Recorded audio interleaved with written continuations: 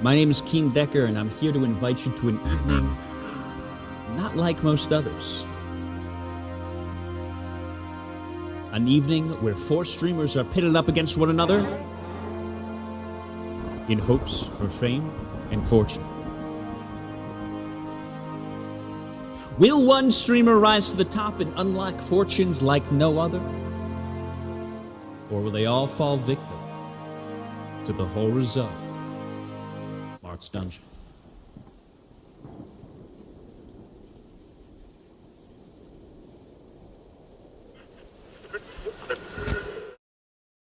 Yeah. Thanks, Thames. Hello, ladies and gentlemen. What it be? What it do? Welcome back to Marth's Dungeon, my little dungeoneers.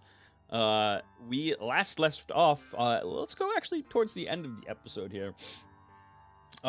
With the party coming across a Herbetian on a cross. They stopped the castle at the border and checked out the situation.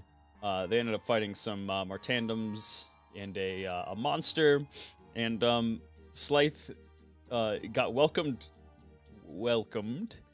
back to the castle, in which he, was told that he's probably going to be staying in the dungeon. So the party all makes their way back into the castle. And would anybody like to do anything? I go to Alice's room. Actually, I drop off armor at Thames's forge, and then I go to Alice's room. Yeet. I assume I can't just go roaming around by myself. You said you're gonna go roam around by yourself? No, I said I assume they won't. Well, actually, no. I'm gonna try it. Oh. I'm going to get in the. I'm going to stay in the very middle of the braziers. Not going to get closer to any either or. Be very aware of where the fucking fire is, and I am going to go. I don't know. I actually don't know where I'm going to go. Forward towards the throne. Oh yeah, let me zoom out for you. And I quickly dash underneath the chandelier because I don't trust chandeliers. just a quick little speed up under the chandelier. That's it.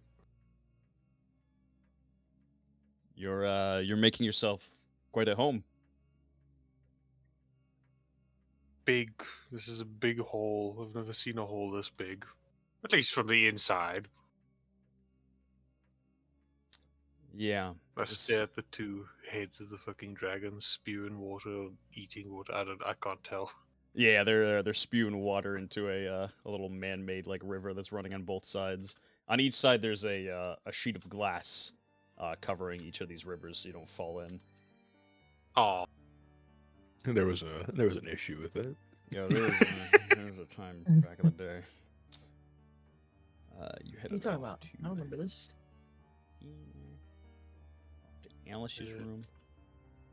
And Marth kind of just replies. He says, "Yeah, the halls used to be a bit grander, but Thames really shaped it up. It's looking almost back to what it used to, if not even better, I suppose."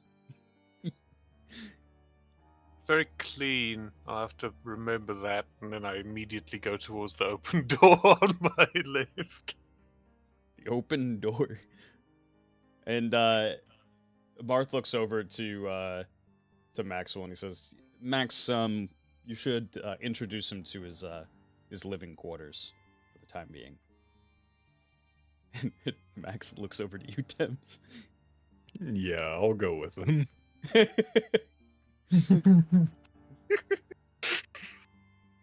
And seeing you like start to walk forward, Max very confidently walks forward.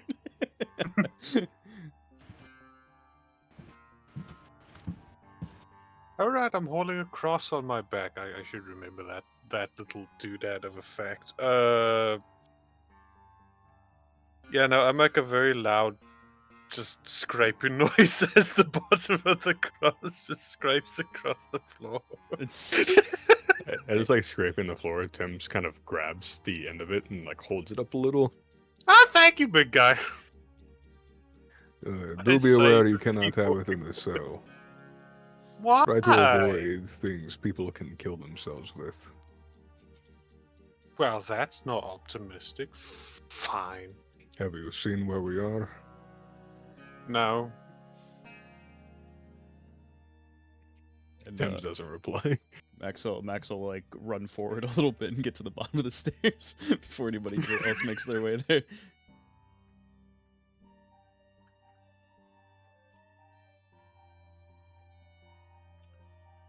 Yeah, this place just got renovated, so it's actually pretty nice now. This used to be a bit more dingy. Dingy? I could do dingy. Max fucking faces through the wall. Yeah, Max fucking Uh, turns. My head immediately locks on the new person who I do not know.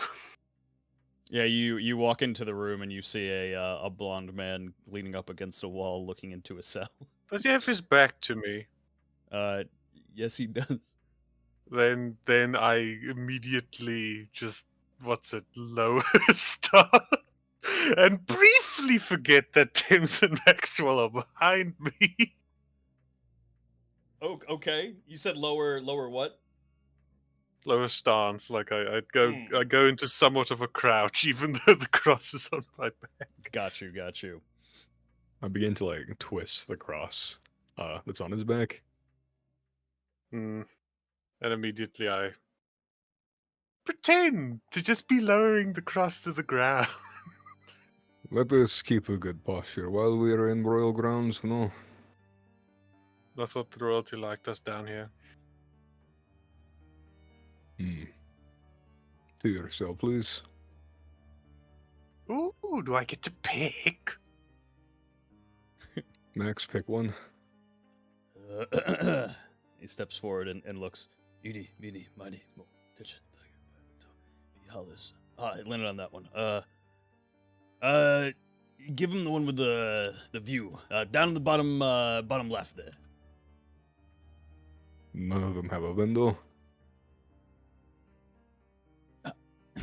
He like kind of like walks over to you. It's like, and that was a joke.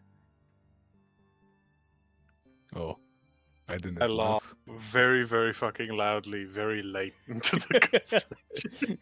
and you laughing that loudly kind of snaps Gems out of his conversation. He's like, oh. Oh! And he kind of like makes his way over to the other side of the cell and notices that he's kind of acting up in front of a woman, and then leans across the other side of the wall here, and is just like, "Oh, sorry about that. I thought I saw something rather startling." Yeah. I walk by, and while I'm in view of whoever is in that cell, I just say, "Oh, something startling, eh?" Oh, dear Lord. And let it be known, I am somewhat like leaning forward, with like arms kind of outstretched. Oh no! Give me an intimidation check. Prowling. That would be a 14. Yeah, she kind of looks past Gems, and she's already in a very precarious situation here. Trapped in a cell, being harassed by Gems, and then seeing a very scary-looking Herbetian walk by her, and she just kind of like takes a couple steps back and goes under her cot and goes, "Bruh, this is what I was promised." That was for James's benefit too, by the way. You terrified her. We'll have to start from ground zero again. Oh, but we've just met. Surely we started at ground zero already. Me and her. She's positively petrified now. However will she come to accept me? I don't like being ignored, Blondie. And he kind of turns around and he's just like, "Yes, hello." I Max, just stare at him for 5 seconds, and then I say, "Watch your back in the shadows, man." And just walk by. yeah, I would say like during this time, I've like been holding the key out to Max for like 10 seconds until he looks. Oh, okay. He grabs it and he makes his way down. Opens up the door here. You have to hook the key. Yeah, he kind of like finagles with the key a little bit. He's like, scratches his head. Let me just roll a d20 to see how well Maxwell can figure this shit out. He honestly nat 20s more than anything I've ever seen in my entire life. So Maxwell apparently just kind of gets it right on the first try. Doesn't even fumble it around and opens up the cell door. Hey, no problem. Right this way, Mr. Spooky Guy. Thames is rubbing off on him. I walk forward, looking into each of the cells as we go by, sniffing the air, trying to see if it's just me and this one random ass woman in the cell. Probably smells like cleaning supplies. Yeah, it smells very cleanly in here, surprisingly enough.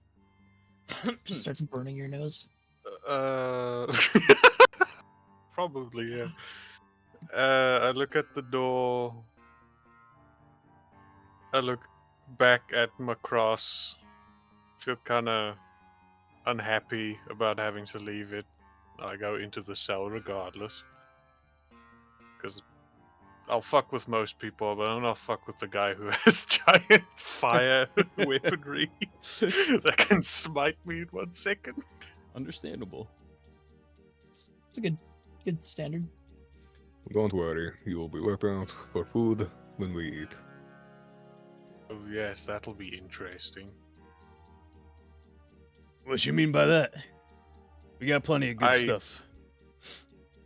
I jump up onto the gate, not in an attempt to open it, just to like, be on top of it. And I say, "Oh, I need a bit more than just meat, friend." Oh, yeah, I got you. That's why you cabbage.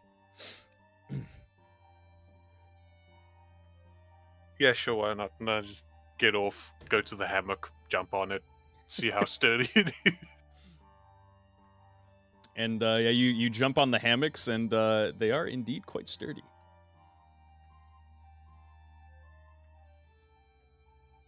And Maxwell kind of just turns, and he just like walks away.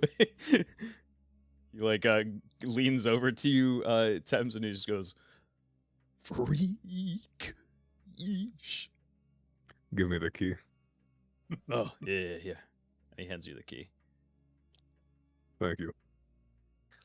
I walk over to Gems and I kind of lean in and say, "You are most definitely going to be one of the reasons why whatever that is escapes, if they do. So you're not allowed in the dungeons until that's sorted." Oh, but. He kind of just like turns back to you and remembers that you kind of hit him with a stranglehold last time, and he's just like, "Oh, I suppose." And he moseys out. Wait, did I hear him do any of that? Give me an observation. That would be a 17. Yeah, I would say that the echo throughout the dungeons is enough to the point where like this isn't necessarily soundproof by any means. There's not a lot of stuff to kind of soak up the sounds. You do hear these voices kind of echo throughout your the chamber of the dungeon to you. Yeah, as he's walking away, I just shout, "We'll get acquainted later, friend!"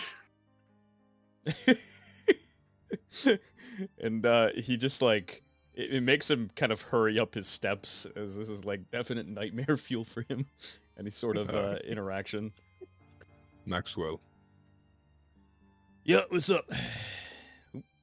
I walk over to the levers. Okay. And I point to the top leftmost one. That's the one. Remember it? Yeah, I gotcha. I'm definitely keeping that in mind. And then I kind of try to walk through the vault door and then close it. Like full circle thing. I let Max leave too. What's that? Sorry. I was saying I'm gonna like let Max leave and then I'll close the vault door and like fully like close it. Got you.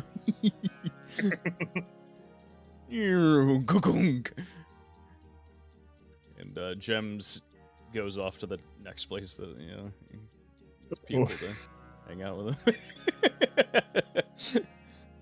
him. I go knock on the armory door. Dunk, dunk, dunk, dunk. And you hear a, "Oh, yes, hello, do come in." I just open it quickly and say, "Keep an eye open while you sleep. There's another one of you." Looks at Agatha. Seems to eat creatures. A lot. And this Very actually... quickly. This perks her interest, and she looks up and towards your eyes, and makes eye contact with you. Thank you. Yes. Do you all not use the sleeping bags in the corner? Oh, sometimes, yes. Other times, it's just like camping back in the old days when me and my parents didn't really have much money. I suppose you could call it a form of homelessness, yeah. Okay. And then I leave. Well, that reminds me of another story. I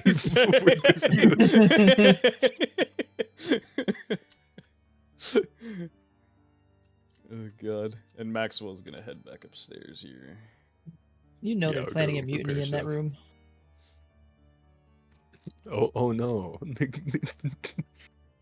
gonna be so bad. What did you say? Sorry. Josh is saying they're gonna plan a mutiny. It's like, oh no, it's gonna be so bad. I'm gonna go repair the armor that was left there.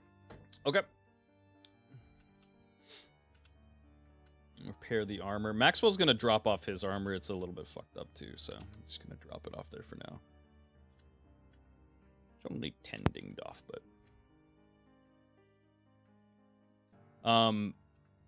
and Max is gonna make his way actually over to Marth and almost in the most defiant and like confident that Max has been in quite some time, he's gonna walk up to Marth and say, "All right, something's gonna happen about that guy. He's a fucking freak, okay? I'm gonna say it, and I'm gonna say it right now. He's making everybody uncomfortable."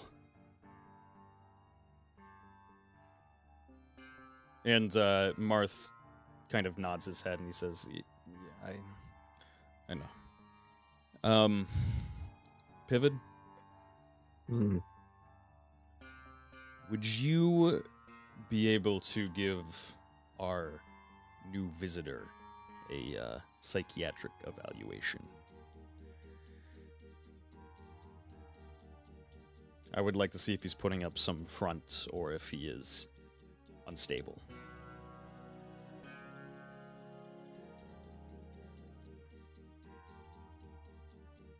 I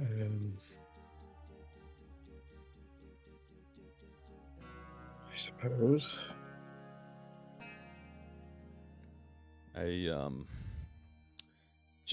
Just ask him some questions. Try to get acquainted to him. If he opens up to you, let me know what he talks to you about. Right. If it goes poorly, I'm gonna start needing to look into options. We can't just let him off. Yes, he seemed rather unstable on first glance. I suppose I'll have the pleasure of talking to him. Oh, lovely. If it would make you feel better, you can take Max with you. I want to go by myself. Max goes from smile to immediate frown. Oh, yeah. All right. No offense, Max, but I would perform the evaluation better alone. Oh, no, of course, of course. I'll stand guard. I'll be outside. As you wish. I'm gonna fly us over to Reddish. We're Right then. yeah. Let me know how everything goes. He's gonna make his way upstairs and start the castle. Rev up that castle. Oh fuck! Did I just put it Rev back up them downstairs? castles. Can't you see we're closed? Mr. Look Down. You said you were headed to Yes. Alice's room. Yes. I'm not doing anything too crazy. I basically walk up to the door, I knock on it, open it, and then I go and just kind of sit on her floor, and I literally just tell her about the day. That's Oh. it. Just that you met this new guy. He's kind of weird. Has a similar stare to me, and that's basically it. Just kind of sits in there for a little while, telling Alice about what happened. And then, after sitting there for a couple more seconds, I'll get up and go to Thames's armory. Head up to Thames's armory here.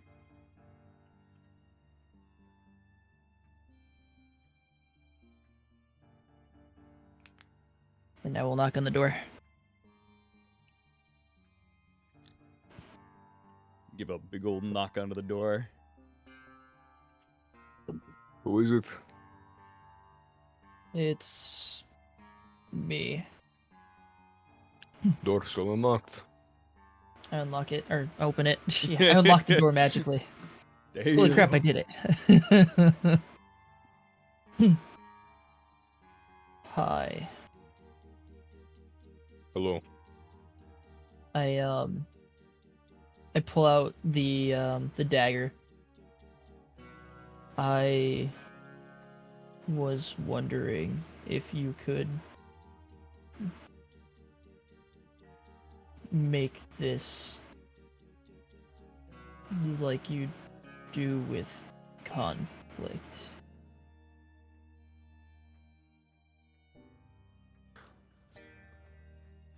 Can I take a look at the dagger? See if there's anything about it. Yeah, you take a look at the dagger, and I mean, without even really needing to roll realistically anything, these are the types of daggers that you kind of just see all the time.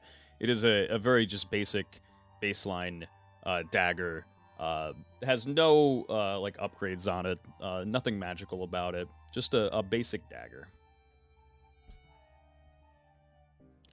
Like, it gives you something quite as potent as conflict.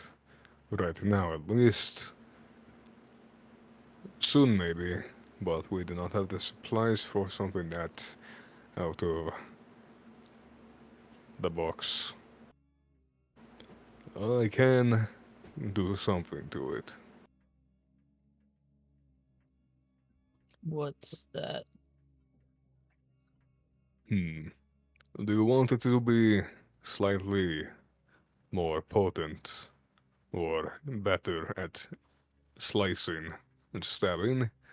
Or do you want it to inflict fear upon them?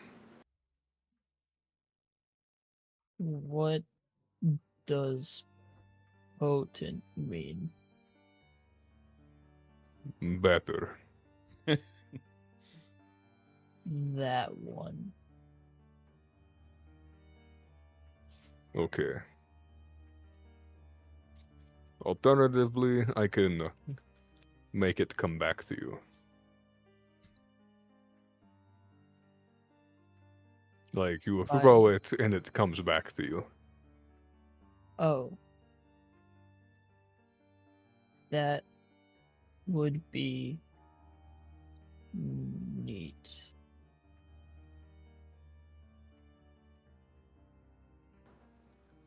Meat, sure. Perhaps a party trick, but sometimes you could throw it at the wall. Someone walks in between you and the knife. You return it to your hand. Pretty brutal. I also can't hit things far away.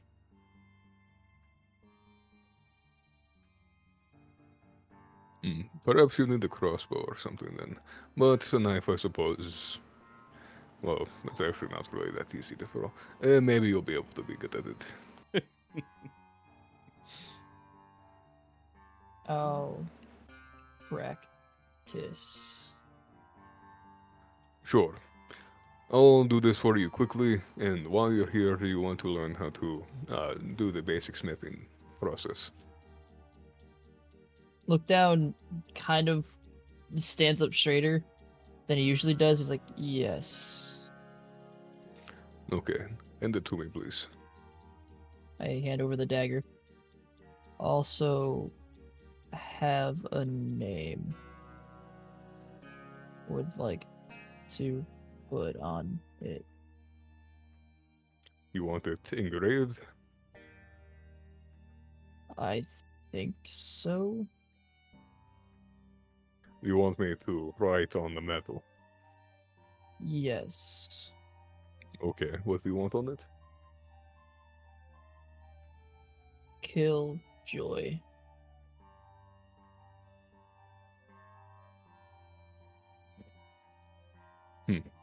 I've been called that a couple times. Weird. And I will put it on the table and say, unfortunately, I cannot teach you how to enchant it, as enchanting is quite rare. Pivot can, and naturally, and I can by Forfodin's blessing. But I can teach you how to make something perhaps even more special. And he has like a small grin. But for the enchanting, should I go ahead and roll for that? Yeah, go for it. What would you like to do for enchantments? You said It's just, return. just returning. Okay.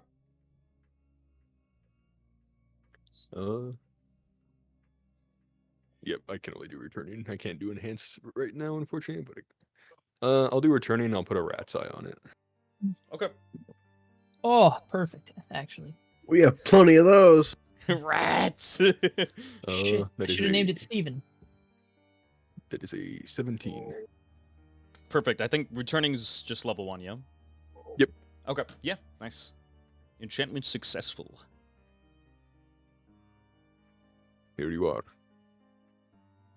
Try it out. Thank you. Do not throw it at the wall, though. I do not want you to chip it. You can just set it down and try to go pick it up elsewhere. I set it down on the floor, and then I walk over towards the smithy, and then I just like hold my hand out. Really will it into being. Just think about how much you want the knife to be in your hand. I think about the knife being in my hand. Okay, rules-wise, you'd have to roll an Arcana check, or an Arcane check now.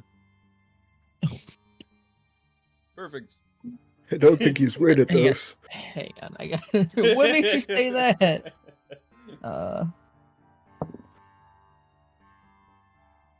Is this why you wanted fucking Pivot to have the returning? It's not a high DC. Hang on, let me Oh, just no. make sure I get the number right. No. That's a -1. Oh no. Let me just read something really quick. Do I just gonna go through my hand?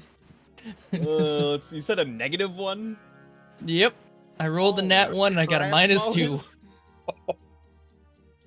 bonus? You know, it was just so not great that normally you would have to do a repeat to make it go back into your hand, but it was so negative that yeah, it kind of zips back to your hand, and you have it like reached out and it just goes sharp end just right into your hand. I don't even flinch. Perhaps a little bit too much, Phil. Is this gonna happen every time? Maybe ease up on the amount you want it to be back in your hands, and probably not. Okay. I try to will it not in my hand. Oh my god. I guess technically you're not holding it, so roll an arcane. Yeah, roll another arcade check. Also, I did roll a d4 to damage myself. It's +1 now, rat's eye moment. I have a 12. A 12? Hey, okay. Yeah. Let's see. Were you trying to return it specifically? I was just trying to get it out of my hand. Okay. To get it out of your hand. Oh god. Would it just like return to his hand like he's holding it normally if he rolled like that? Yeah. So it's kind of embedded in your hand, just a little bit, and then you roll a 12 and kind of focus it to be anywhere other than your hand, but it just forms directly into your hand.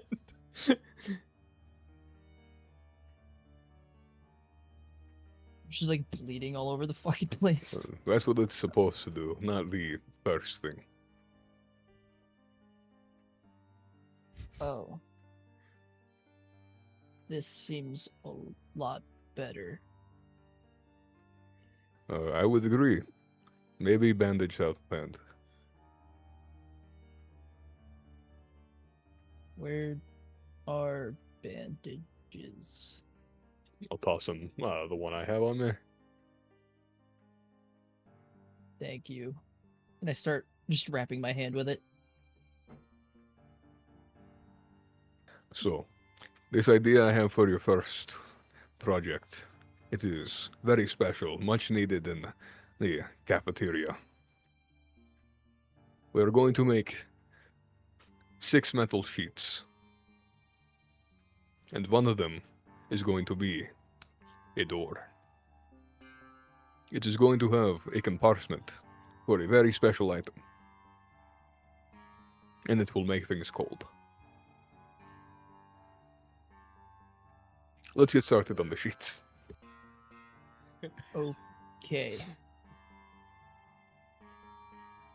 And I do as he says. Whatever Tem says, I do it to the best of my ability. Just don't use any big words. Do you want me to like walk through it? Yeah, go for it. Alrighty. I'll say. So first, you have to ignite the coals. Personally, if I do not have a method on me, I just use the torch.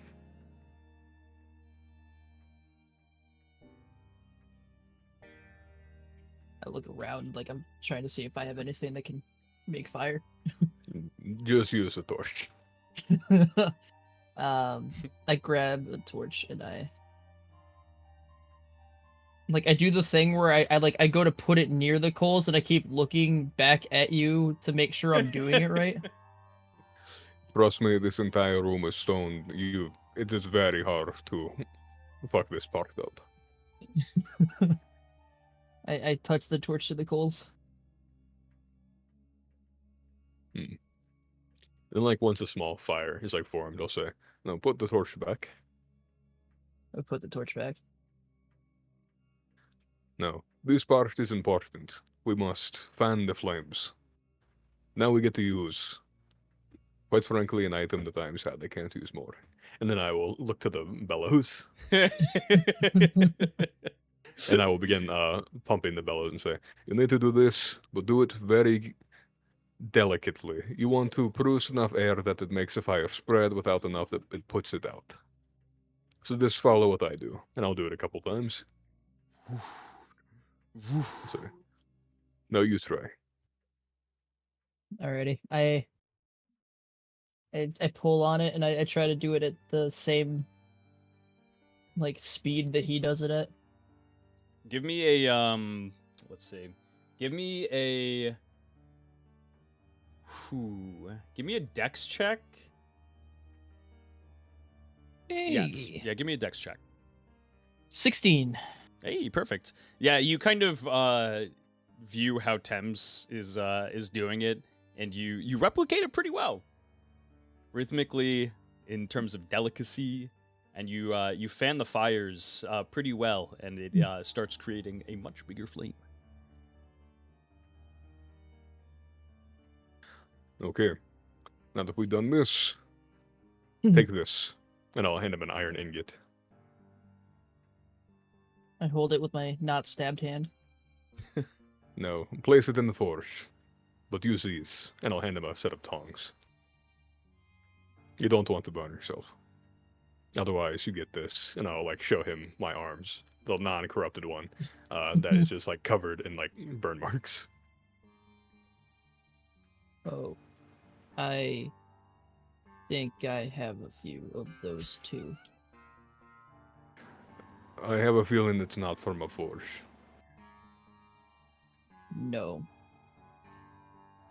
And we'll leave it at that. Go ahead and put it in.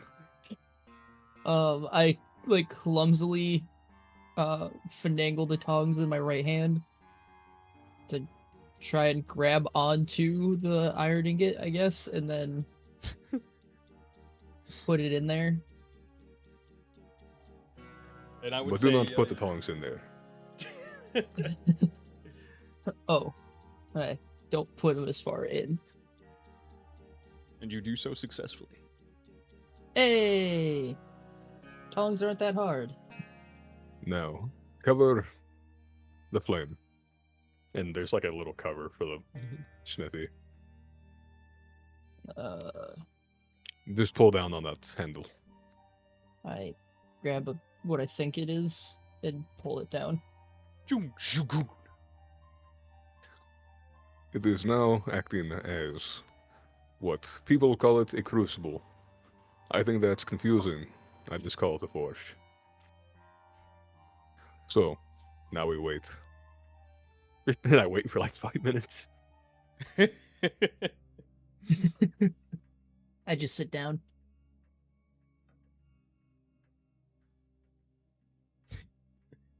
Whenever we open this, you're going to want this, and I'll take off my face shield and hand it to him.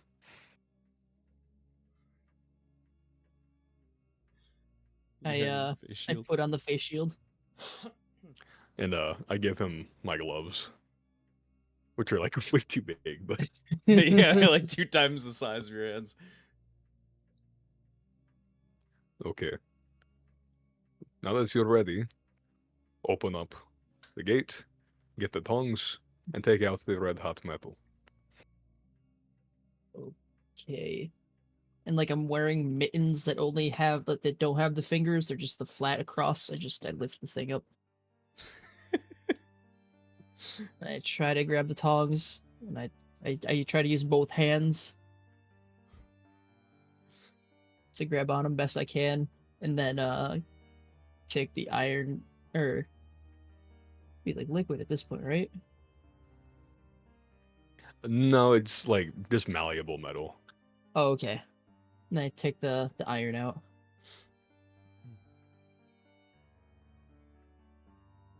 Where do I put it? The forge. And I'm gonna take the or not the forge, the anvil, and I will take the bucket of water and the bucket of oil and bring it over. Dunk, dunk. I look between the small one and the big one as you're going to grab the buckets. It doesn't matter. Okay. And then just go to the one that you're at.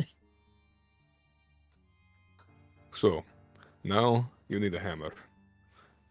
I'll give you this one, but give it back, and I'll give him height. Oh boy. Now, I'll just take it. now, hit the ingot until it looks flat. It doesn't have to be perfect. We can flatten it with other tools. Just make it so there's no lumps. I stare at the iron and I just start like wailing on it. steadier, in like a rhythm, like you're beating the drum. 1, 2, 3, 4, 5. Like that. Am I supposed to count when I drum? I don't know. I was just doing this for an example. Got you. And I start just kind of hammering a little bit. Still not refined, but it's better than just smacking the shit out of it. Okay, now you wanted to maintain the square shape. If you do not know what the square looks like, Tim's will kind of put his arm on the table, like to make a square shape on top of the anvil, and say, "This side of the anvil now looks like a square." I as I'm hammering, I just kind of wide-eyed say, "Pivot taught me square." Oh, good. Try to make it look like that. Otherwise, it makes our job harder. Okay. And I start trying my best to make it as square as possible.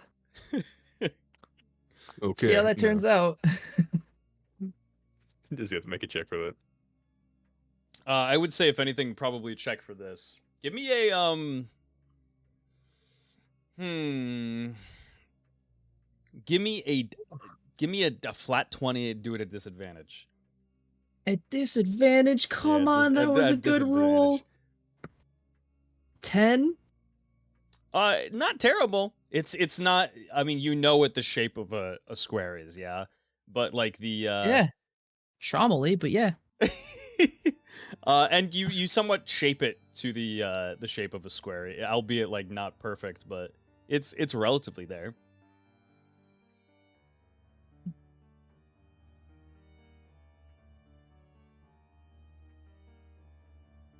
I stop hammering. Now, while it's still hot, normally for weapons we would quench it in oil. This is to make it harder, but this does not need to be super sturdy. Just quench it in the water. And I'll point to the water bucket. Put I'll it in pick there. up the bucket. No. Put the square into the bucket Oh. with the I- tongs. Otherwise, Okay. Thank you. I was about to grab with my hands. Damn you! You thought of everything. I take the tongs and pick it up and walk it over to the bucket, Oh god. and then I drop it in there. it's not the worst thing. If that was oil, we would be fucked. Pick it up with the tongs again. I pick it up. In the future, don't drop it in. If that was oil, you would have to dig through hot oil to get it. My father made me Oh. do that one time. And I hold up the arm again.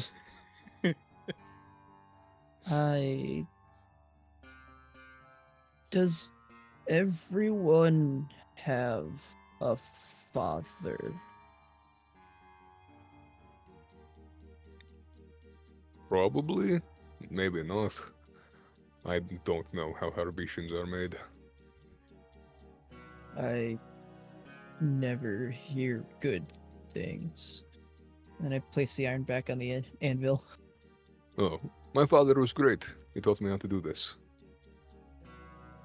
Oh, Sometimes, if a person learning is, well, young and does not believe that their mistakes matter as much as they do, then you must teach them the hard way. But nonetheless, you did one part of it. Now here's the fun part, look down. We get to do this 5 more times. I look down. Speaking of which, there's one more thing we need to do. Why do you want a smith?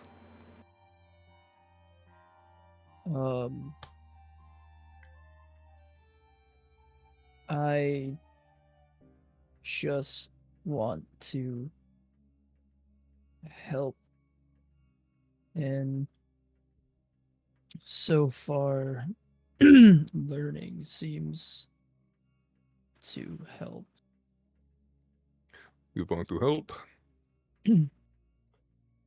Yes. That is not a bad fire.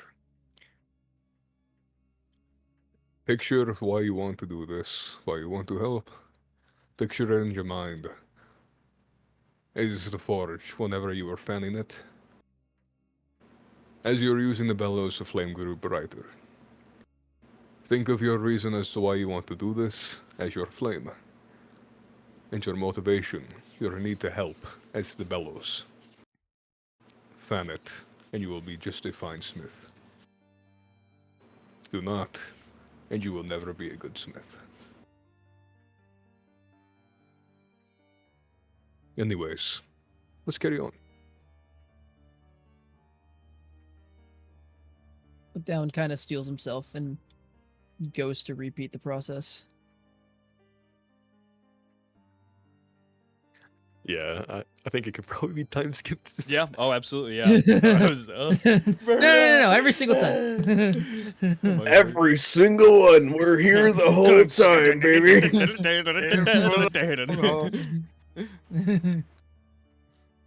Oh god. And yeah, you time skip forward here. Actually, in the meantime, I will probably swap over to Mr. Pibid. Hopefully we get a long rest in before No. Shit. You could if you want to. You just have to probably work with the team for it. Okay. Maxwell, Like, look, I'm gonna bring it up. Yeah. you have spare chairs in your room, do you not? Spare chairs. I do. Yeah. You could bring one down to the dungeons with me. Yeah, sure, I got you. He grabs one of his poker chairs here.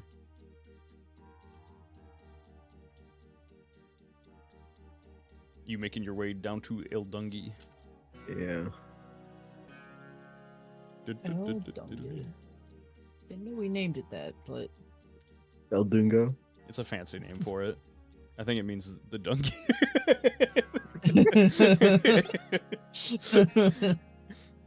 wow, so foreign. Let me enlarge the chair. There you go. Oh, great. Now Pivot won't fit in it. otherwise Max's ass wouldn't fit in it. True. And, Max It's a really brings deep chair.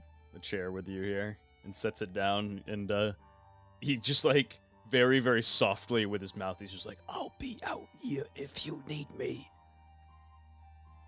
Thank you. Do I hear him say that?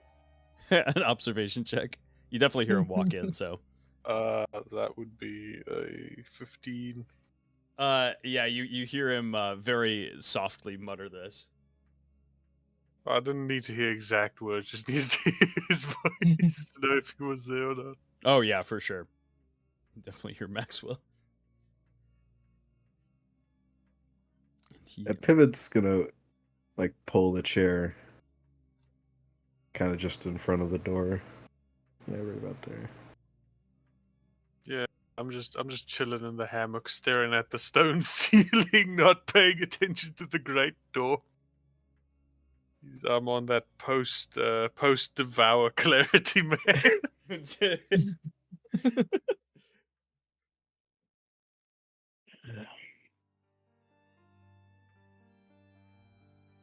I don't remember. Did you give your name?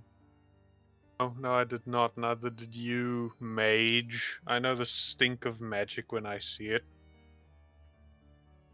No sense that must have served you well. I'm Pivot. I am Slythe.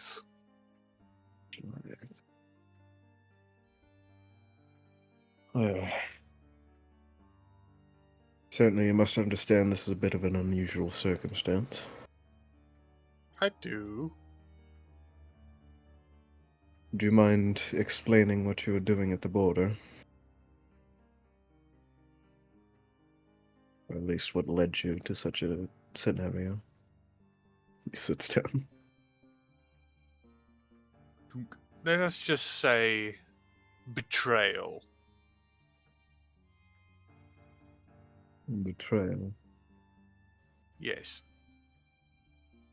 They're an associated party with that? Sorry, I didn't hear that. They're an associated party with that?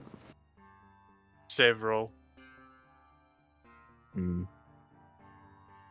A national identity or independent? Let us simply say I would prefer not to encounter anyone of Mechalite in the coming years. Mm.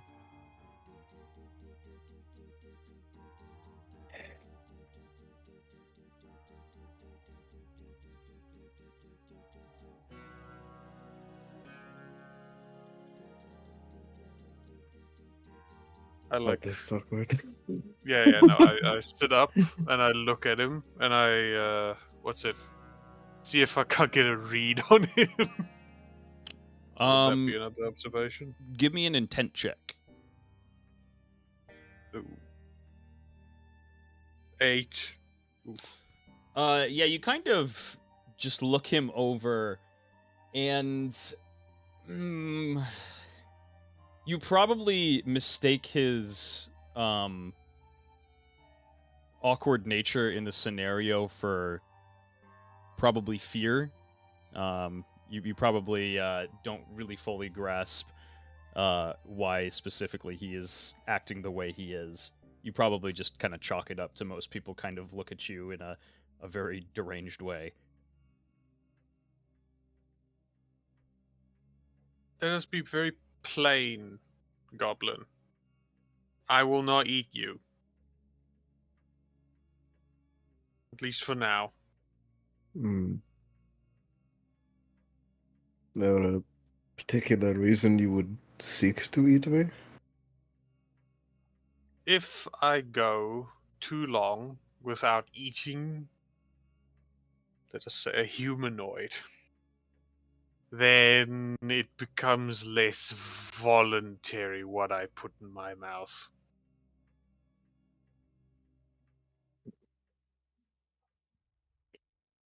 So... Hmm. Perhaps wise that I stay in this dungeon. Hmm. Is it particularly sapience you must eat? Yeah. I could have eaten those dogs outside, but that would have upset my constitution. Hmm. Mangy things. Right. More of nickel creatures. Probably.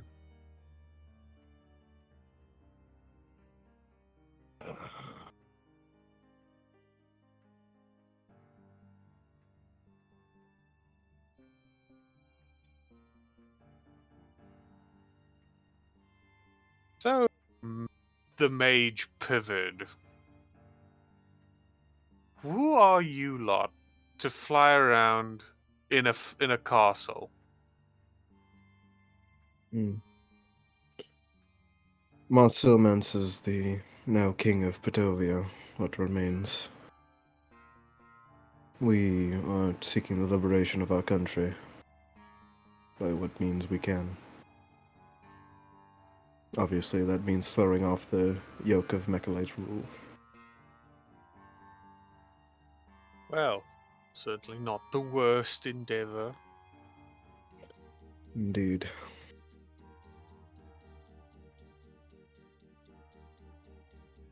And what, pray tell, are the plans for me here in thy dungeon? We're working on it.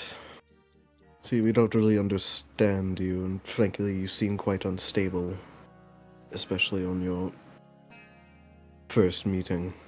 You seem Well, far I more... think so. Sorry, say that again? I said, well, I would think so. Hmm. Is that the frequent result of not consuming? Yes. But that is, in many ways, the least of my troubles. I will be brief. I have been betrayed banished and burned in recent days. I am unhappy, if that may be enough information. What would do?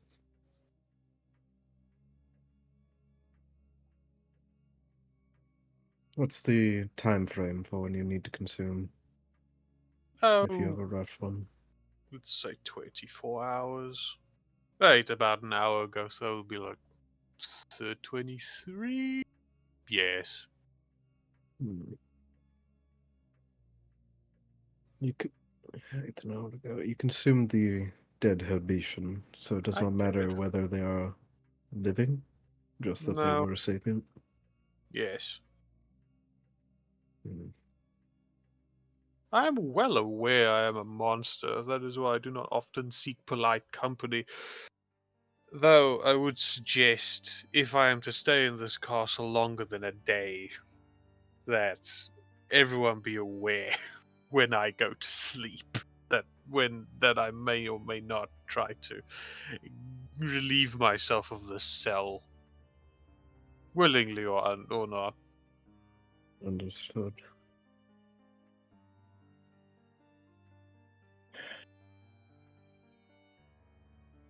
I tell you this because you are my host, and withholding such information against someone who I hold no ill will is harmful. Hmm.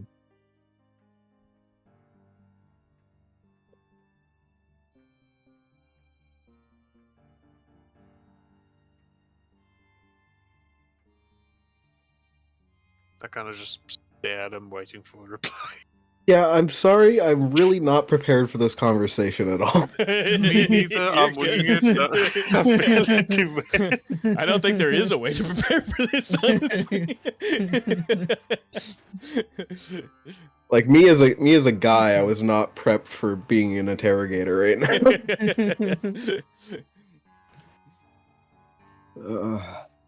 Just, where is she? You just see Maxwell at the very end of the hallway, just like, I can bad cup, I can bad cup. Maybe just waste him off. And he goes back behind the door. Completely forgot about Maxwell. Or as you'd like to call him, dinner. Hey, watch it. No, not dinner. The main course. You probably aren't getting seconds. That's leftovers to I you. think he's worth seconds and thirds. Exactly. So you're saying is Maxwell would last 2 days. Got it.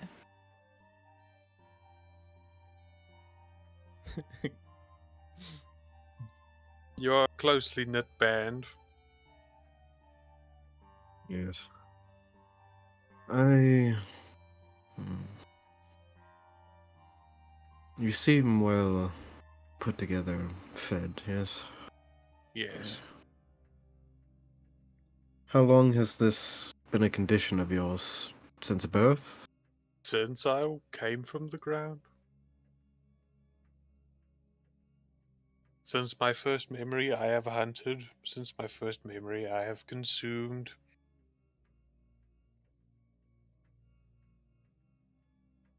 How old are you? 9. Mm. Season count. 9 winters.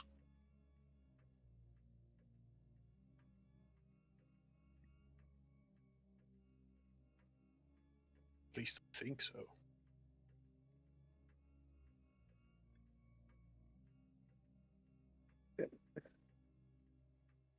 Just drawing blanks, bro. I don't have anything. Oh no, you're good.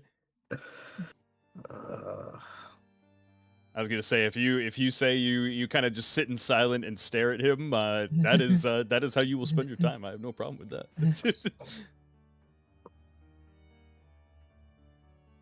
Tell me, learned mage, is it evil to be hungry? no.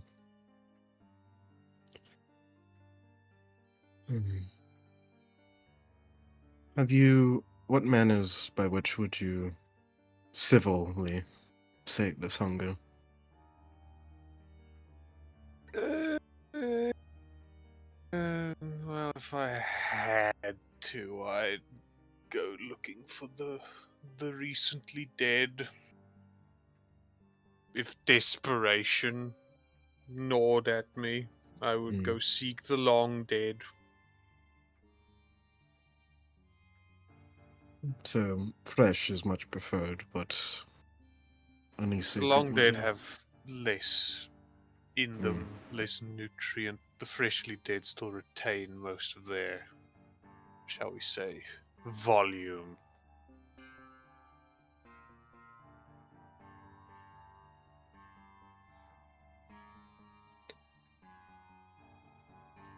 Make no mistake, I am a carnivore. I am a predator of men. I do not fully yet. My curiosity has not allowed me to guess what sort of situation we may find ourselves in later. That remains very much up to debate.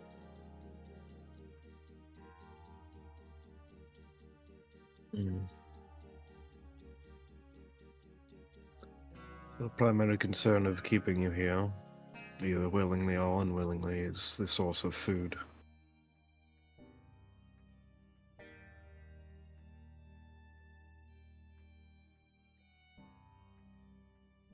Would you willingly work with us against Mechalite, were we to provide you Mechalite! this Again, sustenance? yes. Perhaps that is a, shall we say, attractive option. And I just smile wide, like my Yeah, teeth kind of showing on all the cracks. Yeah, your trifold just mouth kind of opens up into a very contorted smile. Mm.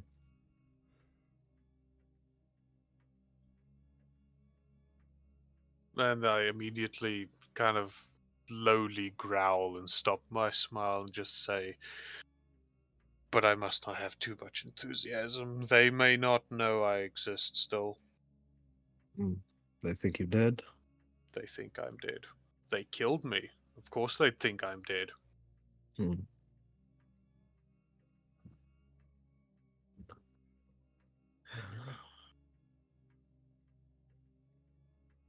I'll get to inform that should you willingly join with us, we wouldn't be taking immediate action against Mechalite. We have a, will not say greater foe, but more important one to face first. Kind of grumble, move around in the hammock, but at the same time I kind of in twitching I feel the old burn scars all over me. Just like remember my last encounter with Mechalite and just say, if that must be, then it shall be. The deal we have struck would put us in direct cooperation with some Mechalite forces for this endeavor.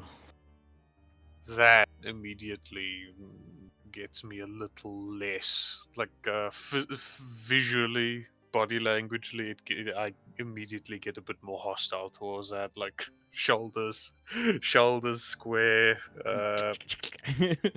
tendrils kind of start rolling, flicking the thorns outwards, kind of thing. Yeah, no, the I would not be taking part in such dealings. Though I am discovering patience, I would be willing to work against Mechalite in future, but not in present. They must not know I live. So, should Mechalite individuals be around, you would prefer to be out of sight and not having to deal with them? Yes. Very Unless much we're so. killing them. Let's just say if I am around them, then I will. I will draw blood, and it will not be pretty.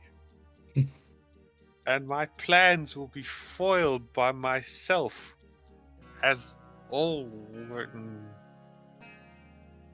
I just kind of gnash my teeth and recompose myself.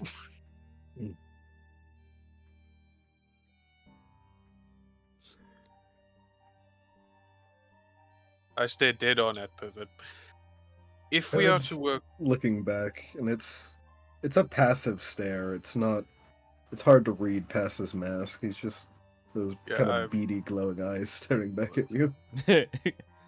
there's no like hostility in my stare. It's just like the direct, full attention. Head is turned, eyes are turned, kind of like even posture is turned at him. I just say, tell this to your conglomerate, your cabal of. No, I will not hesitate to say friends. I do not know you. Tell this to your cabal. If an agreement is to be struck with me, I need rules. I will follow these rules, but I need rules. I make no intention of deception. I am a hungry thing in the night. I am the thing that drags men into shadows and devours them whole. If I am to live inside any kind of structure contained within stone walls, I require rules. Very well. I think that is something we can work with. Let that be the end of this interrogation. And then I just get back up on the hammock and start looking at the ceiling again. We have so much in common. And we'll come and find you when we have made a decision. And as he walks away with the chair, and I just say, don't let it be too long. I will not be in the right. I may or may not be in the right mind when in the future.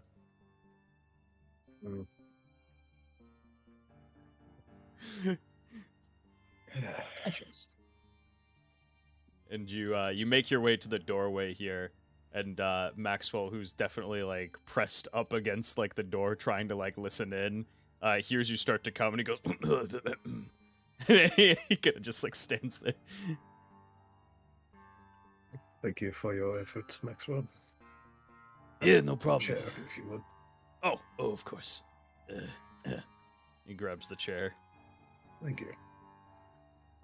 How'd everything go? I think he's someone we can work with, provided we can meet his requirements. I guess it's like that with everybody. Yeah, it can't be too bad, right? Right. We'll discuss it with Marth. No problem. Make your way upstairs. Max takes his chair back over to his room and places it under his table here.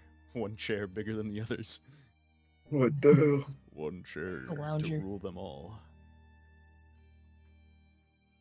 And as Max kind of like sets the chair down, the it's been a fair while. Thames has been working with Lookdown on how to craft some sheets, which you have most certainly done.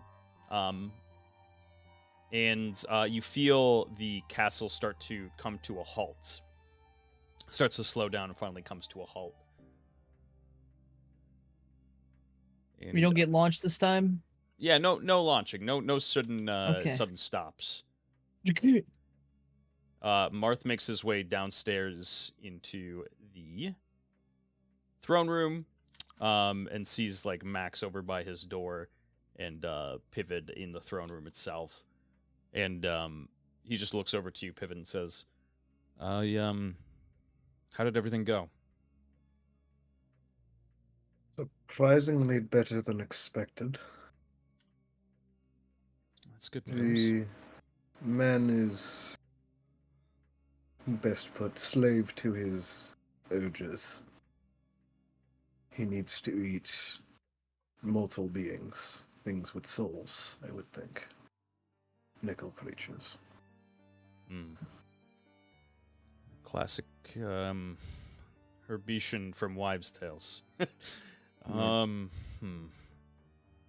According to him, it's one every 24 hours to remain sane and sapient. Let's see. Well, these matters But are he's always. got a megalite-shaped chip in his shoulder. He's very eager to fill it with blood if possible. Hmm. I'm gonna have a discussion with Agatha, see if perhaps there's anything we can do about that. I know that she, well, we witnessed her do some consumption of herself in the well. So I'll see if I can speak to her, see if there's any way to satiate that. If not, well, we'll have to look through options. I would like to speak with him myself, but I think we'll do that after tonight. I don't know.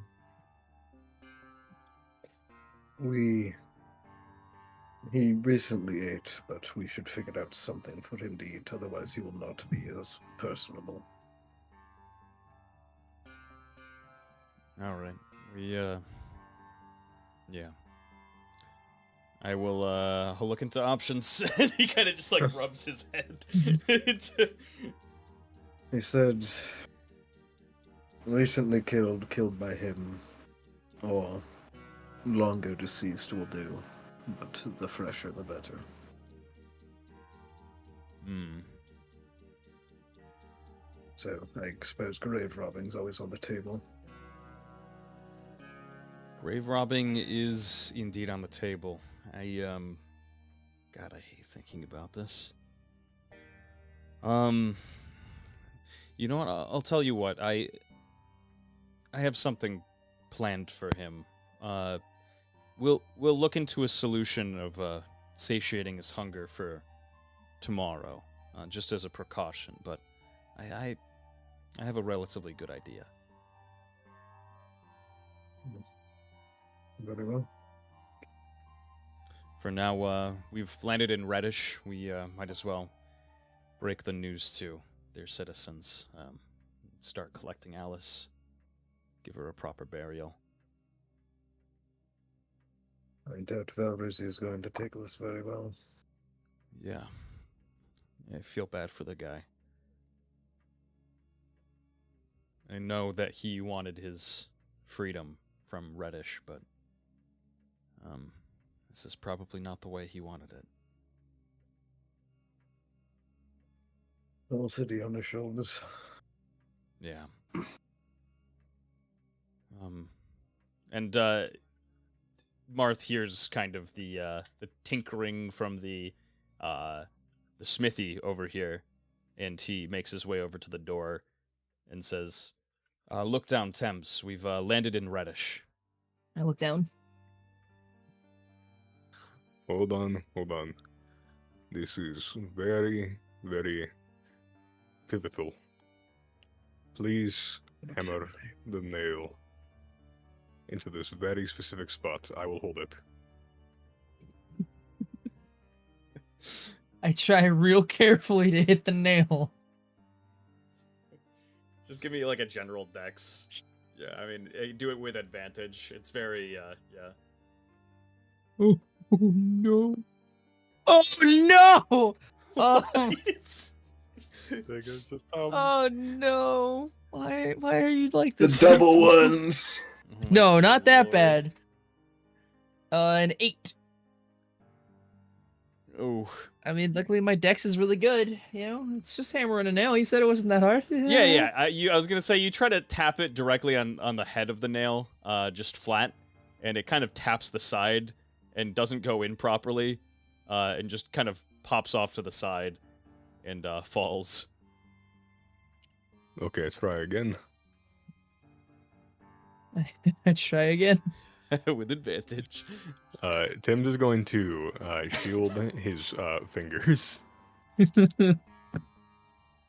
like with his other Okay, hand. there we go. 17. Wait, yeah, 17. Perfect. Yeah, you tap it directly on. Okay, we now have a finished box. Once, I would not ask a novice to make a door quite yet, especially one that requires a mechanism, and I'll just Fortnite build it. What's a knob? And he stops as a door gets built in front of him. Someone new to it.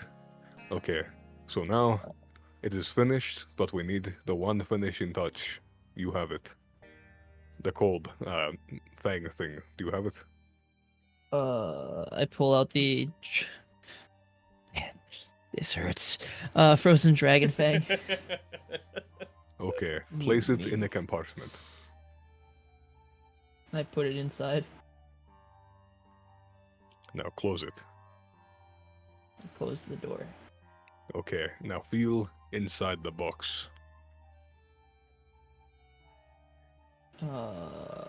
But the box is closed. Open the box. I open the door. Or sorry, I knock and then I open the door. Honestly, with what could be put in here, not a bad habit. Yeah, My and hand in. yeah, is it cold? Is it cold, Sir Dungeon Man? Oh, it's most certainly cold, yes. Yes. Very cold. Okay, perfect. This will keep food cold. We do not need to use salt anymore. Oh. Good job, look down. You can take this with I you. look down. Thank you. But whenever you take it with you, please put it in the cafeteria. It will be most useful there. I'll bring it there now. Can I take my hand out now? Yes. I take my hand out. Close the door, otherwise it's going to be flapping everywhere. I close the door and I bring it down to the cafeteria. Marth, did you see that? We made a cold box. Quite incredible, Thames. We just landed in Reddish. Of course, I can't thank you enough for the box. Thank me. Look down, did it? And Marth kind of just in like in half surprise, like it starts off in a surprise and then it quickly like lowers his brows again. He says, yeah, like I said, we're in Reddish. Would you be able to assist us in getting Alice? Do I have to prepare a speech? Well, not if you don't want to. Okay, then I'll help. Oh, good. Oh, and one more thing, you can tell I did not make it, it did not have my call sign. Oh, duly noted. And he goes, wait, what a sec. Hold. And he like runs over to the throne and looks up to the thing. He looks up to the statue at the top. Kind of like has to like get up to see it. Doesn't see it under, but it's directly on top. So he like gets up on top of the throne chair and sees it on the very top of the statue's head, and just like, damn it, Tim's.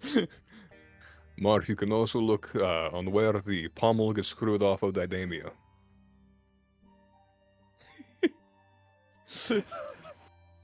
And did you say that loud enough for him to hear? Yeah. And Marth like kind of runs over into the door and he says, "What do you mean this is a relic?" The pommel isn't. Pommels are replaceable. You can throw them at people's head. This is just such a And he kind of just like leans up against the wall, and like his eyes just beatingly large. Just like, this is such a dishonor to the sword itself. I can't believe you would do this. I believe leaving it as it formed before, repairing this was more of a dishonor. But anyways, I have an Alice to carry. And Forfoden, as you're kind of walking past him, he's just like, I don't see the problem. Batovians and their toys, always so offended. You have to give them something. Royalty, they look on these things with precious eyes. They see them as irreplaceable things. Well, clearly someone before him didn't, as he gave me a sword that was broken in half. Ugh. I think it looks better now, and you can't even see my call sign unless you take off the pommel. And you just hear like a, oh, yeah, all right. And you said you were headed down to the cafeteria. You head down to the cafeteria, look down. Wrong way. What happened? Got a gift for you, Slythe. Here's a cold box. Chill. You had So, funny enough, I actually stop at Alice's room again. Thames, you kind of come across him as he's around Alice's room. What would you like to do? I would assume that by then I would probably be leaving by the time Thames comes around. Mm-hmm. But basically, if you can't already tell, I basically go in and I show Alice.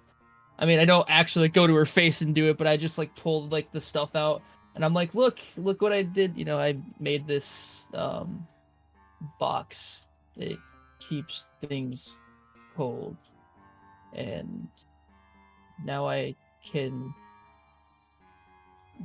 return this. Sorry, your dagger.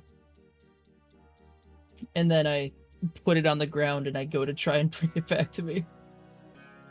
Oh god, give me an arcane check.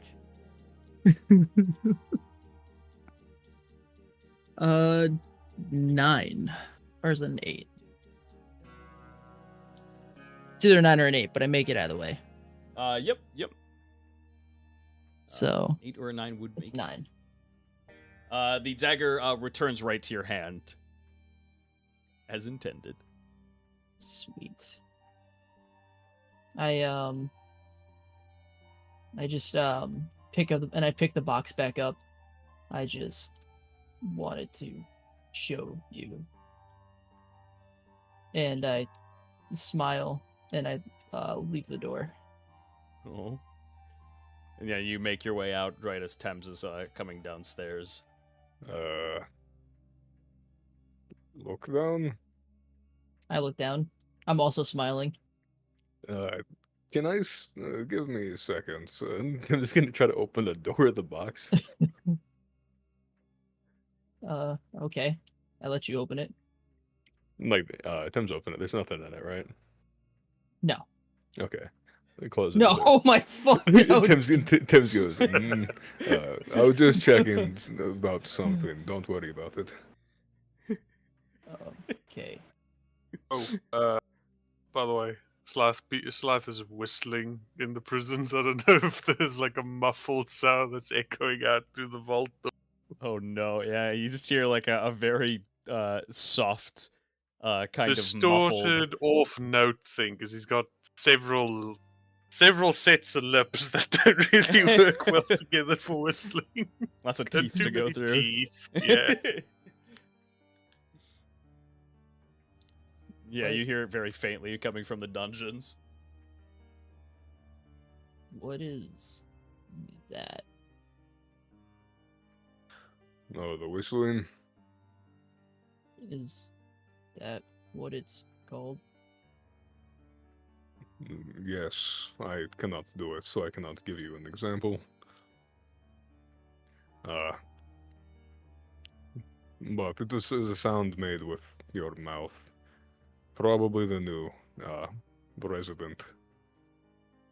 I'd kind of gotten used to sounds being made after the scale cult was admitted. Oh. Do you think I can whistle? Maybe. You could ask Pivot to teach you. I cannot do it. I have tusks. Oh. And I'll point to the tusks. They look cool. It may look cool, but you wouldn't think that whenever you accidentally impale your lip on them. Look down, just kind of feels his lips. I've had things impaled, but not to. Well, maybe. There's a lot of things I can't remember.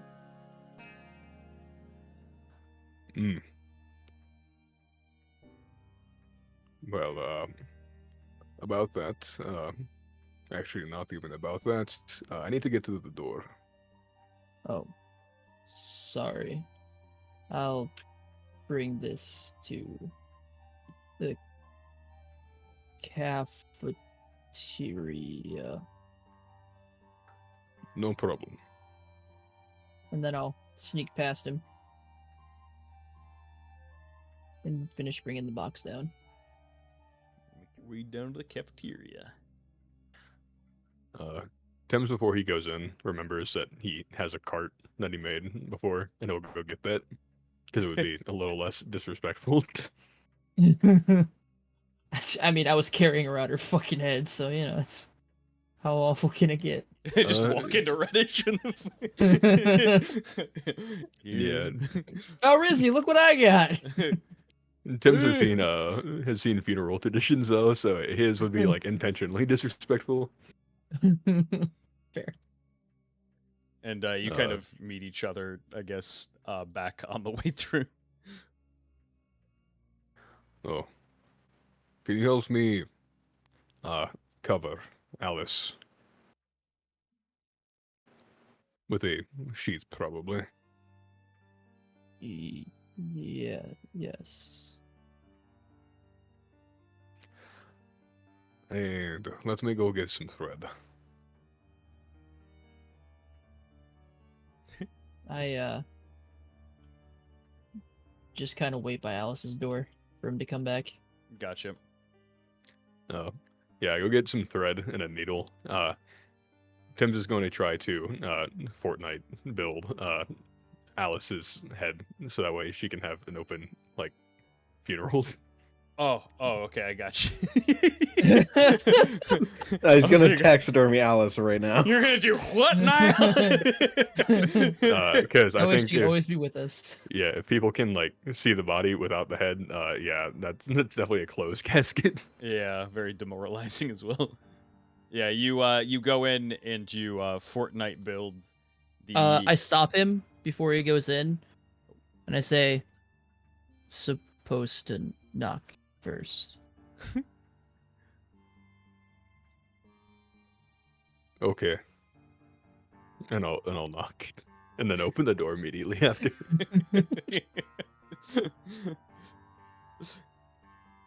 And you indeed Fortnite builds Alice's head back to her body, and it looks pretty good. I would say, yeah, I would say kind of without even a roll. And yes, she is whole once more. Right. So, probably not the bed sheet. That would look distasteful. There are a few extras and... Oh, wait, I moved those boxes. Can you go downstairs briefly? Yes. There are some boxes next to the stairs. I just need you to get a sheath out. I look back at Alice. Okay. And then I leave to go find these supposed boxes. Just downstairs. You left them right over by like the trick stairs, yeah? Yeah. Okay. I don't know if they're on the map, but that's where they were intended to go. I was gonna say, I think. Yeah, you grab him. Oh no. Oh God, where did Look Down go? Oh God, where is he? He's Where did he disappeared. go? He's gone. Trapped in the basement forever. I'm He got dragging him around. annihilated. Let me copy paste him. I guess He uh touched the blood fog and he is now gone. He's Yeah. just gone. Alice for ain't the good only now. body you bearing in. Oh my God. Tripped Okay. on a step and got eaten by the wall. Yeah, even by the stairs. It really is a fucking magic castle. Look Down. Where did Look Down's token go? Oh no. Okay, yeah, I found it. This is that was the scariest thing that's ever happened. Yeah, totally. You're still in there somewhere. I don't really know where. I'll have to find you someday. When I show up and there's two of me. You make your way back over to the door, or are you knocking once more? I'd assume the door's already open, so I just walk in. Okay. I'm assuming it's not a closing the door every single time, especially if Thames is already in there. Make your way back in the sheet. Thank you. I will just need to wrap this. And done. Now let's move her to the cart. Everything that, like, Look Down helps every single time, but every little thing that happens, there's always like a tinge of hesitation. And, for obvious reasons, not for anything deeper than surface level. And you managed to get her on the carts and covered up.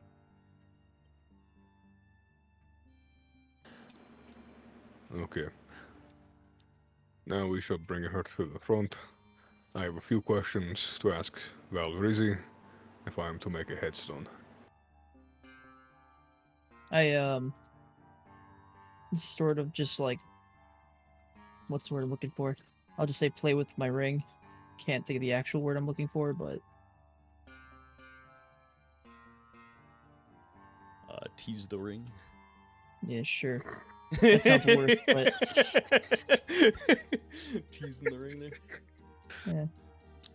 there. You bring Alice's body upstairs, and Marth comes upstairs with from behind you guys. Once you guys make your way upstairs with Mr.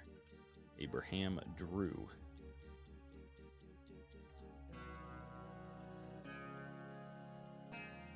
And Marth turns to Abraham and says, "Really, Abraham, I can't thank you enough for sending her off, giving her a proper burial.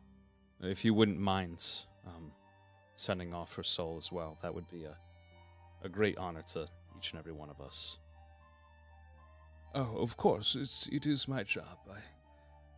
I do wish to see that each individual, no matter their background, which they are, be properly brought to divinity. It is an honor. Yes. And Max comes over to you, Pivot, and just hands you something out of his hand and places it into yours. Pivot looks down at it. And it is a joker, a card. And he just kind of like looks at you with a very sad look, and he's just trying to avoid making eye contact with the door, and states, If you wouldn't mind putting that in with her grave, that would be great. It's there's nothing magical about that one, and I don't use it. But I thought that maybe she would like something like that. I don't like seeing I don't like seeing that type of stuff. I'm sorry. No, I completely understand, Maxwell. I'll make sure it gets in there. Thanks. I can stay and watch things. That would be good. Thank you, Maxwell.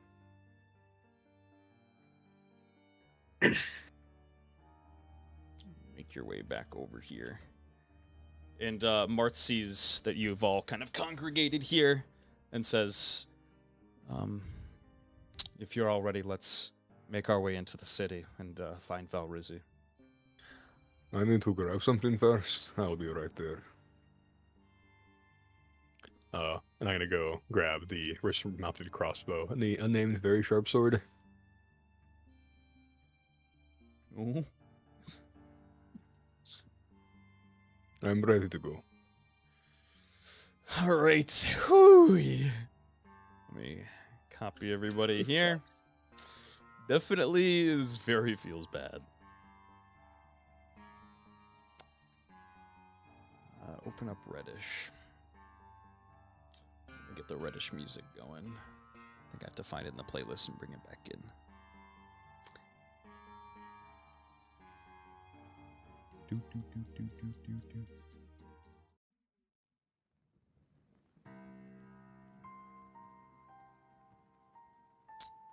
Save changes. There we go.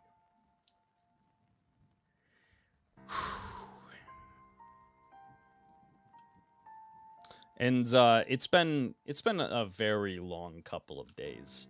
You guys have not really been getting a lot of sleep. Just been kind of catching some winks here and there where you can. I think the only one to actually really get, a decent amount of sleep recently was Pivot, last to my memories. I think everybody else has mostly gotten short rest, yeah? I had a long enough rest to have a dream with Serviette in it, so Yeah. that equates to anything, I don't know, but that's the best I got. I was gonna say, I think originally when you had asked me, it was I said that you had gotten a short rest. That was around the time that Thames was taking his sleep as well. And you all make your way over to the gates here. And you see Troxy Sparks at the top of the wall here. Let me get rid of this. And she notices that there is a cart. And she kind of leans over and immediately kind of, as a reaction, does say, "Halt! Who?" And she just looks down, sees that it's the party, and she says, "Oh, we didn't expect to see you so soon again. Head right through." And she sees that you have a cart that you are pushing, and that Alice is not there, and she kind of just backs away. Doesn't really assume much, but has a feeling. And you make your way into the city. Go ahead. Sorry.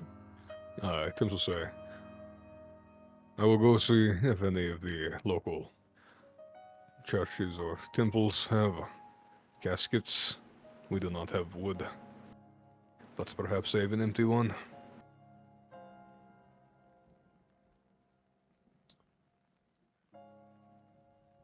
Look down, just wordless the entire time. Marth kind of just nods to you. And did you go to... No, it was Pivot and Look Down last time who went to the church. I guess you kind of look around the area. Give me an observation check.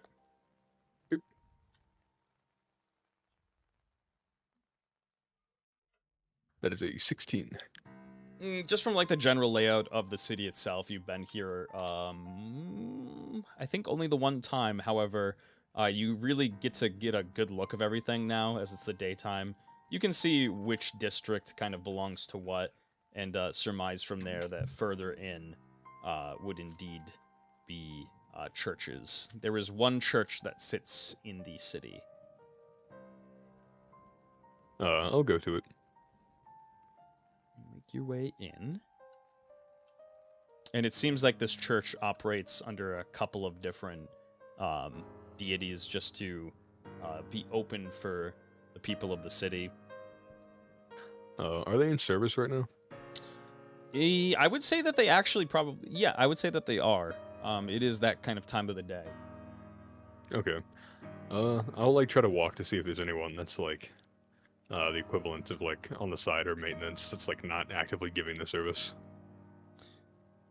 Sure, you meet just kind of like one of the priests that is off to the side towards the doorway, and he says, "Oh, welcome. The service is happening at the moment. You're more than welcome to take a seat." Hello, unfortunately, I'm not here for the service. I am in the band with Marth and Alice Swindle, I believe, one of your two leaders. Yes, Miss Findle.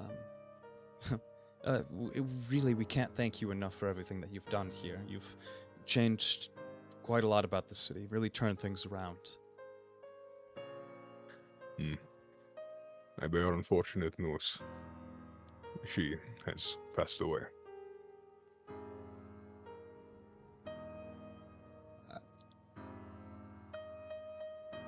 I see. And I hate to ask something of you in this time, but we unfortunately do not possess a casket, and we would like to give her a proper burial. Do you have any? Of course we do. We have a couple set aside for very special occasions. Please just give me 1 second.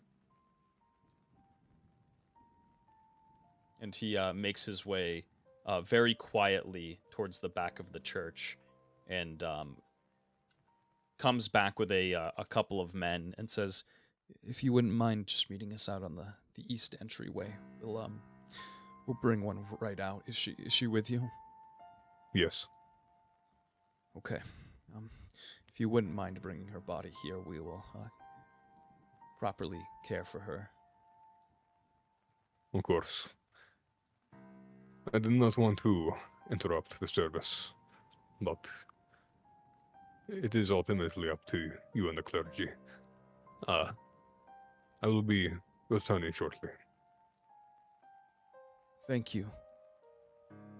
And I'll go over to the rest of the party. And I'll kind of, whenever I'm like within viewing distance, I'll kind of like motion to like go over to the church. "Okay."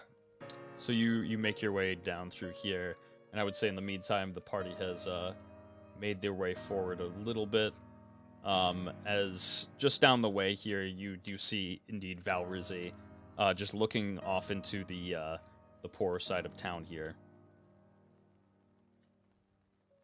As soon as I see him, I just start walking up to him with my head down.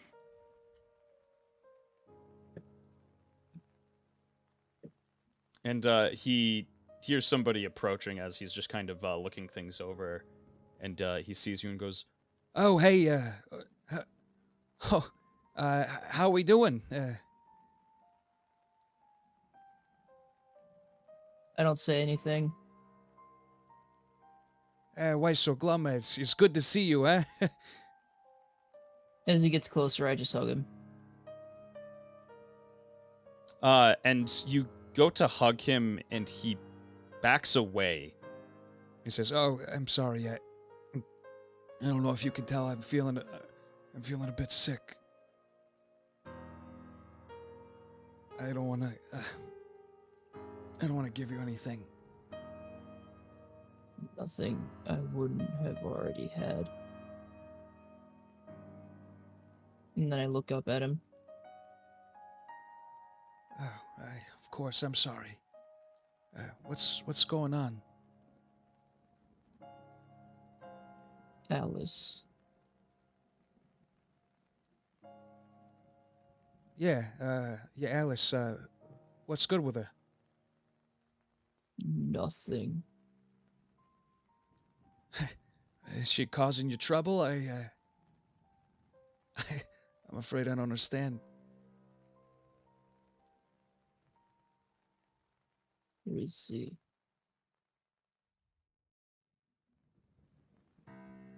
Alice is dead.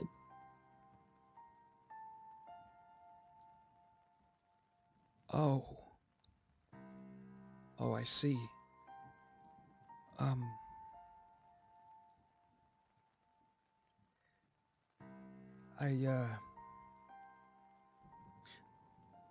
I suppose I'll speak with the church.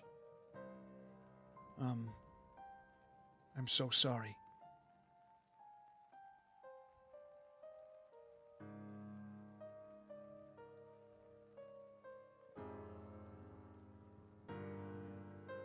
If you'll excuse me, we'll have the service in a couple of hours. And he turns and makes his way down towards the church. Can I make an intent check? Sure.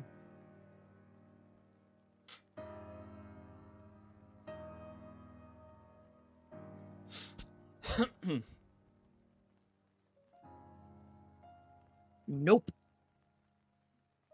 That's a 4.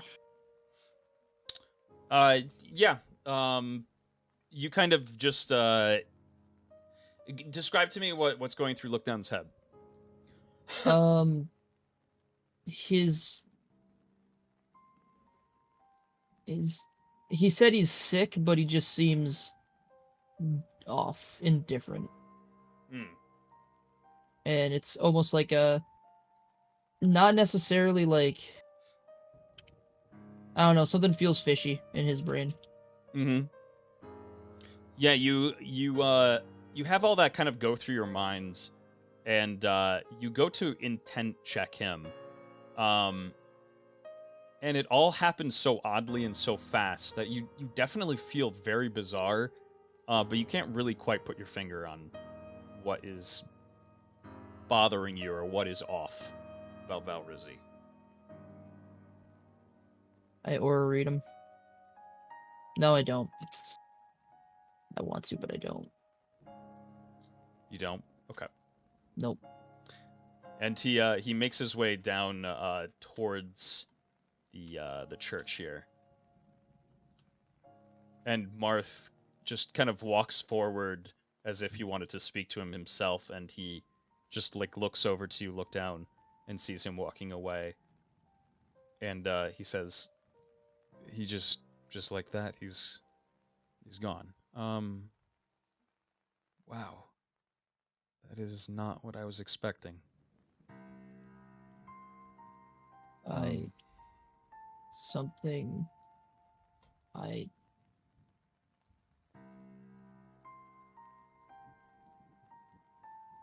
What's wrong? Weird. I don't know. And like Lookdown's just staring intently at Valrizi.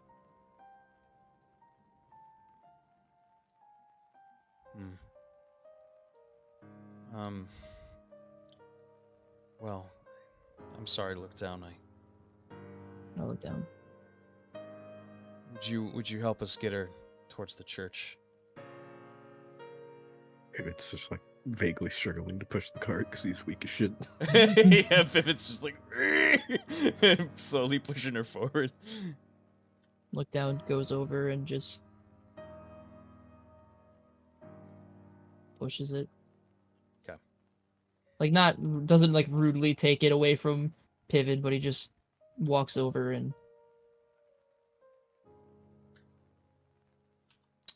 before you see the party come through Thames, you see Valrizi make his way down towards the church, and he starts to kind of just like walk up towards the church. How does he look? How does he look? Give me an observation check.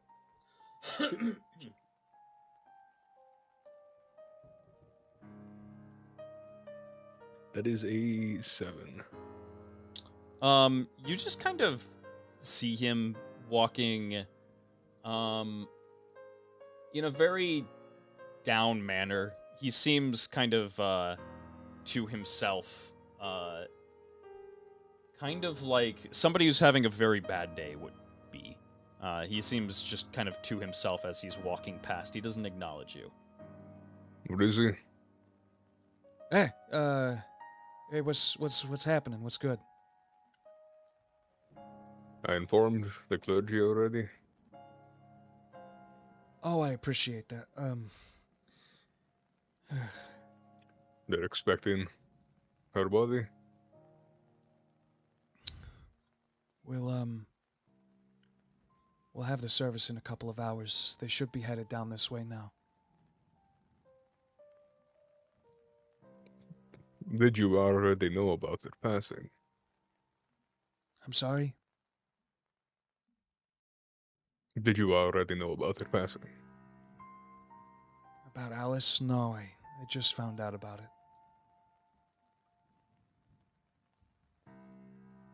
it. That would probably get Thames to make an intent check, because, like, he saw that these two were fucking close, and they were dual leaders, and he just is like, well, guess I gotta go perform the clergy. Give me an intent check, yeah.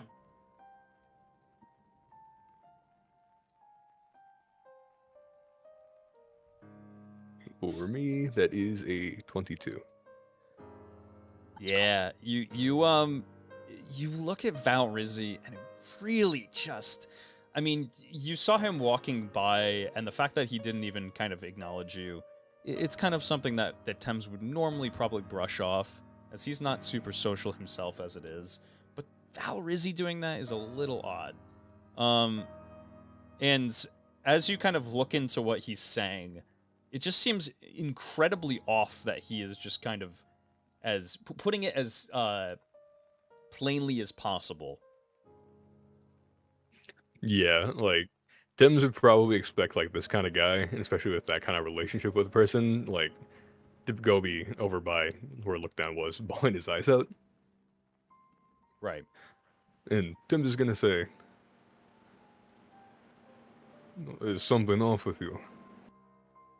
Yeah, I'm not feeling great recently. I'm not in the greatest of moods, I'm sorry. No. If I was informed about my compatriot, presumably known since childhood, and dual leader, I wouldn't be acting like this. Well, I suppose that's you, and that's me. If you'll excuse me. He starts to walk away.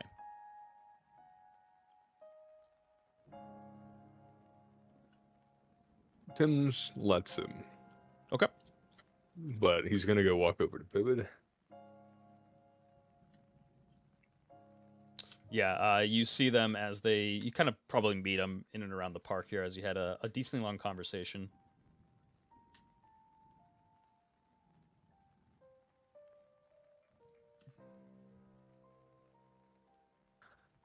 I'll grab the cart, seeing like one half is being like pushed with like fucking heels up, and the other one like Look Down's like controlling the other. I'll say, "Look me, Of course. did I misread Valorizzi, or is it not incredibly odd that he is taking this so nonchalantly?" He said he was sick. I don't know what kind of sickness would do that. If anything, that would make it worse. All right. Knowledge time here. Mhm. Nickelmensch is a big place. Are there any sicknesses that would affect one's emotional states? Like particularly subdue reactions to things that would normally produce more? Man, I would say yes in Nickelmensch altogether. However, isolated to this specific city that's just so far away from everything, in Potovia itself, in a very mild place, no, not at all. Chances of such a sickness reaching here are slim to none. I would think that a lie. I don't like this. We have had evidence of mind control in this place before. Examine him. Yeah, Marth gives kind of like a look around, just a general observation to see if anybody is around, kind of watching. He rolls an 18. That's pretty good. Yeah, he kind of just like looks around the area. Seems like everybody's just very, just casually going about their day. It seems like a regular day in Reddish. A good regular day in Reddish. And yeah, nobody seems to be watching you guys as you're in the city here. Do I recognize anybody as we're walking? As you're walking, you definitely recognized Troxy at the gates. Otherwise, you've kind of seen some of these citizens, not out during the night, look down, but like during the day, they definitely kind of roam about. Mistakes. I'm guessing I don't. I mean, to be fair, the only people that I would probably notice are all dead except for Rizzy. So yeah, Yeah, I mean, that's nice. not untrue. Well, that bodes well. I'm not gonna lie. One of my first thoughts was we killed the other Vals, right? Like I'm not like crazy. Supposedly. Yeah, right. Not even supposedly. Like, your fucking fingers started disconnecting, my guy. Allegedly. So to speak. I mean, Did anyone witness it, though? if a Val falls in the Reddish, does it really happen? No one's there. Doesn't make a sound. I have an optimistic theory. You make your way over to the church, yeah, what would you like to do? They said to bring her over by the eastern entrance. They will meet us there. The clergy, that is. Right, and kind of makes his way over.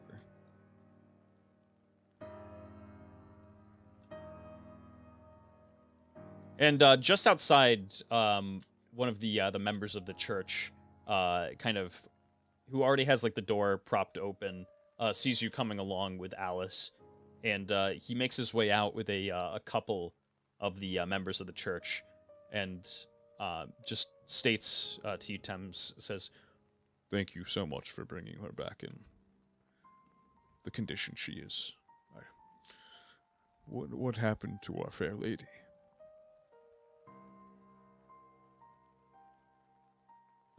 Tim's is gonna look around to see if, like, people are trying to keep this hush-hush at the party is. Well, after he says that, look down just starts repeating, another life indeed comes to end. Another life indeed comes to end. And that's it. and Marth kind of makes eye contact with you, and looks back over to them, says, "To be honest, she was killed. She was killed in combat.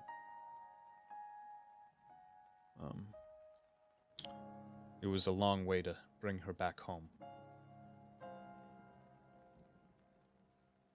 Oh, of course. I've never known my lady to go out and be in danger. She's always come back home. Always come back home.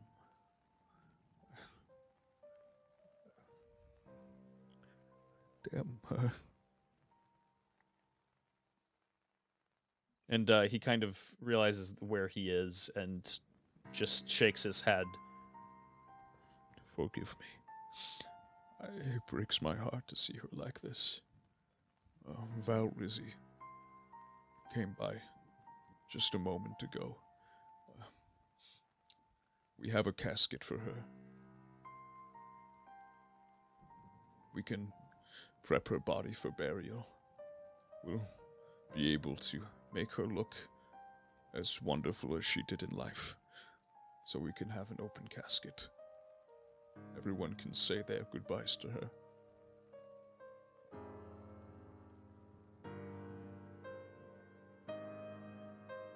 Of course. And Tim's will kind of like move the cart forward. That way they can take it from there. We'll put him as a placeholder. Him and his men very carefully get around the cart and bring her towards the back of the church and bring her inside.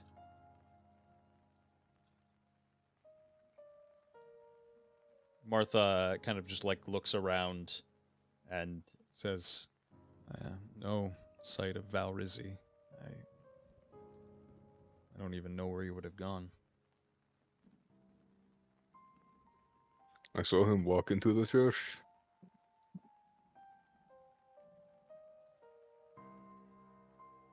And Marth kind of makes his way to the entry of the church and pokes his head in to see, let me give an observation. That is a 14 altogether. He looks down throughout the pews and the congregation. He does not see Valrizzi among them. And he makes his way back outside and says, well, it doesn't seem that he's in the church, at least in the entry. The service at all. He may be back there somewhere, but I don't know. All things considered, it is safe bet that he will appear at her service. If he doesn't, then I don't even think we need to pivot or you to examine him. Yeah. In the meantime, I suppose while they prep her body, we might get some rest. Relax a bit. I'm sure we could all use a couple of hours.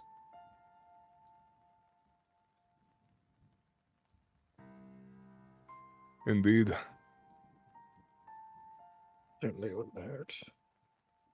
I will leave my armor. Not necessary for a funeral.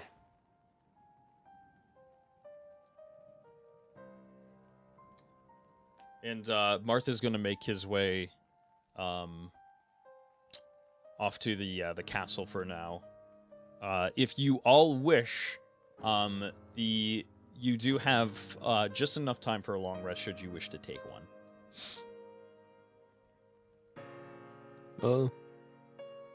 Sure. Okay. I'll have you Look give your... down. Yep. Look down. If he takes a long rest, we'll go to the hotel that he stayed at when he Okay. was in Reddish. You make your way down towards the hotel. Abraham Drew is going to make his way back to the castle. Marth, give yourself a long rest. Mr. Thames. I was gonna say, Tim's would also try to find a place where he can get something to drink that's not water. Okay. Okay. You make your way into town. And down towards the commercial district here. You have a couple of different options. You have the Risto Risto, which is a restaurant. You have like a trading post where you could buy a beverage. What else we got? There's quite a few restaurants in town in general. He'll go to the trading post. Okay. He'll see if there's anyone there. Yeah, you come across a kind of a grisly-looking gentleman at the trading post. He just finishes up. This gentleman finishes up paying, and the shopkeeper looks at you and he says, Yeah, what can I get you? Can I get a box of coffee? If you have any juice, I'll take that. And a bottle of champagne. Oh, most certainly. Let's see. Box of coffee. and he takes out like a literal, like a big box of coffee and like sets it down on the table for you. Tim's will take it. Juice. Okay. crate of that too. If you Yeah. have it. He puts up like originally just like a bottle, and then he like hears you say that, like looks up to you, and he goes, "Okay." And he grabs a crate, puts that on top of the table as well. Just a bottle of champagne. He says as he's like as he's reaching for a crate, and he gives you like a smile and places the single bottle of champagne on the table. Let's see. A bottle of champagne would be in and around the realm of.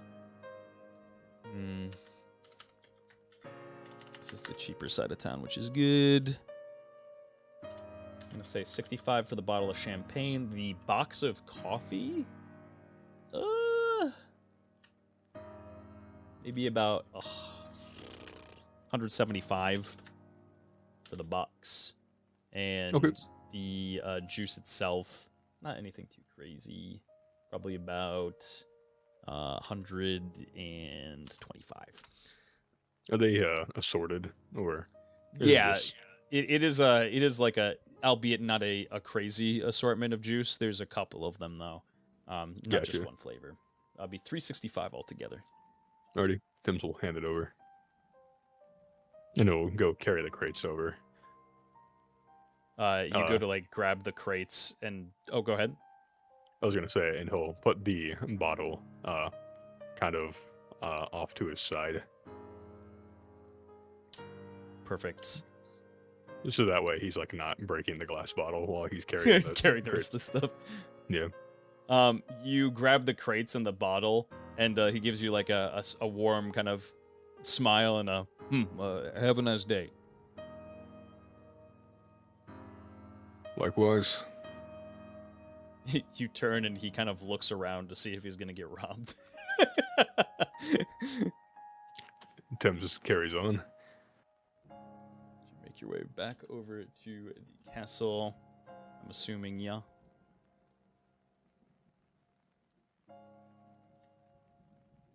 And Mr. Pibbid, what would you like to do? Would you like to get yourself a long rest, or?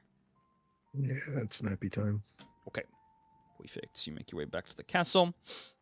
And Mr. Elduzi. You had yep. Before I actually go there, Mhm. He's going to go to the Hungry Herbician. Okay. You make your way past the break the bed and bed down to the Hungry Herbician. And outside you see that there is a new sign for the Hungry Herbician. I read it. You go to read the sign and give me a flat 20 add 3 to it. 15. You look at the sign and read it actually to something that's relatively familiar. You see El Doozy Nightclub.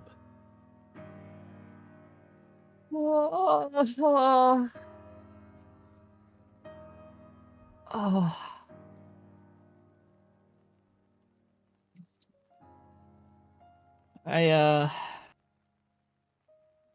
I go inside. Go inside. Let me copy. Open. Herbician.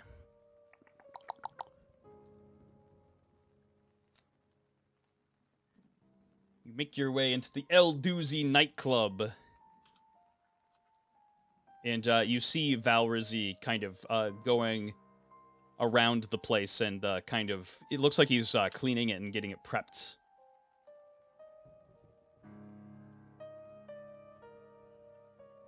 I just stand there. After a while of kind of just cleaning and... give me an unintentional stealth check, Mr. Look Down. Do silent steps count towards this? I would say Or so. no, because I'm just standing still. Probably. I guess I walked in. Yeah. So I have Oh damn. 19.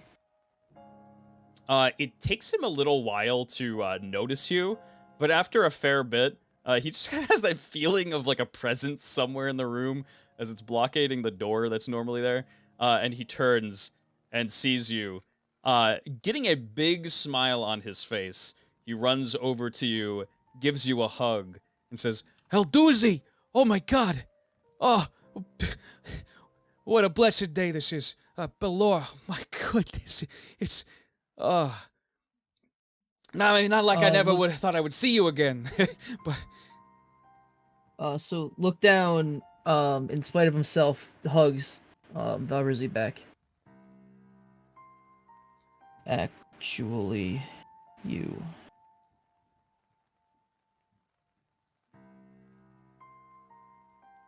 I what? I'm sorry, I I saw you earlier. You saw me earlier. How long have you been in town for? Just got here. You were on the road. No, I've been here for, well, quite a few hours. I've been fixing the place up. Telling me there's some handsome-looking broad out there that looks like me. He looks like you. Does not act like you. Oh, you're not joking.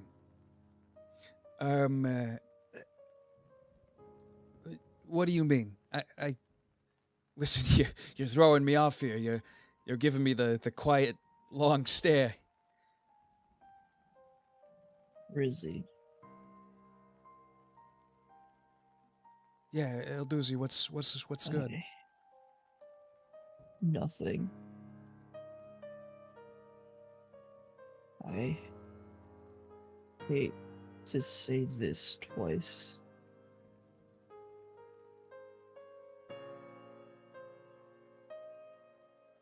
Alice is dead.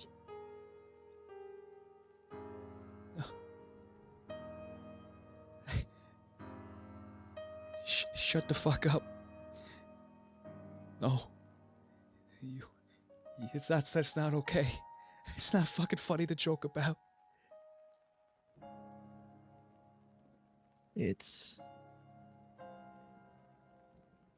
I think, the worst thing I've ever felt. Elduzi, I said shut the fuck up. Don't joke about stuff like that.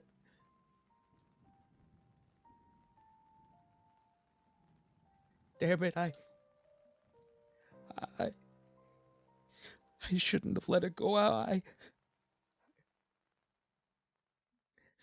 She said that she wanted to. Oh fuck. No, Belor's sake, no. I shouldn't have let her go out. Wouldn't have been able to stop her.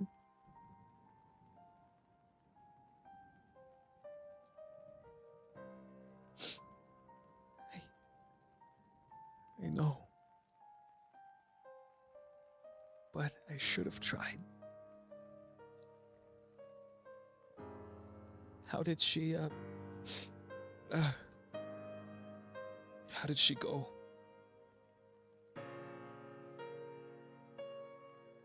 By protecting Marth.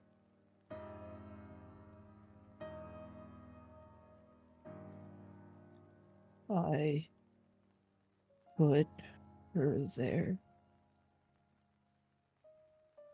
Why didn't I stay?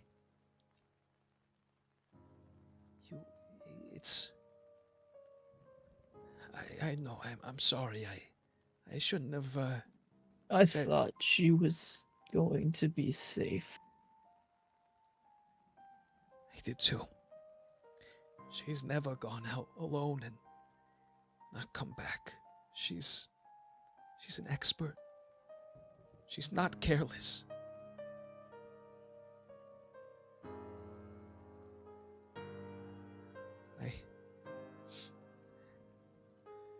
Where is she now? The church. I will kill the one who did this.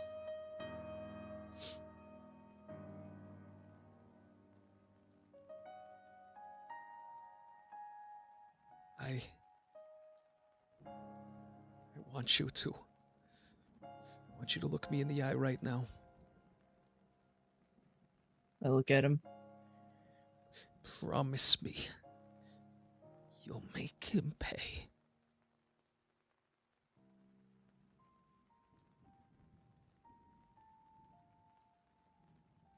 I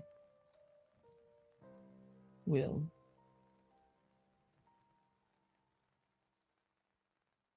There is only one Alice Findle in Nickelmanshire. And he robbed her from this world. And for that, you... And he kind of walks up to you and grabs your hands. You will make him pay. And I will help. As many men as it takes. No one fucks with Reddish. No one fucks with the vows and gets away with it. I couldn't even hurt him.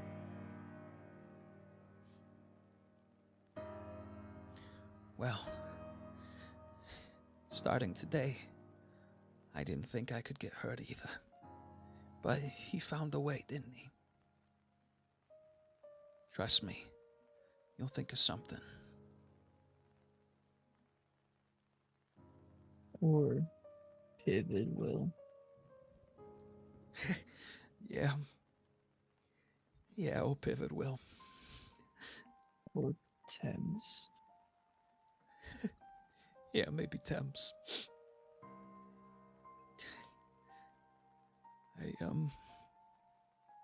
I need to go talk to the members of the church. We'll set up a celebration for her like there's never been before.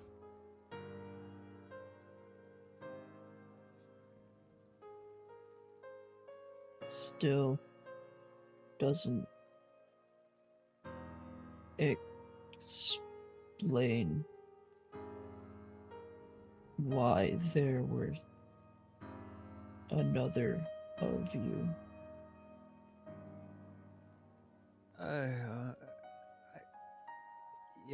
I don't know about that, El Doozy. Said he was sick.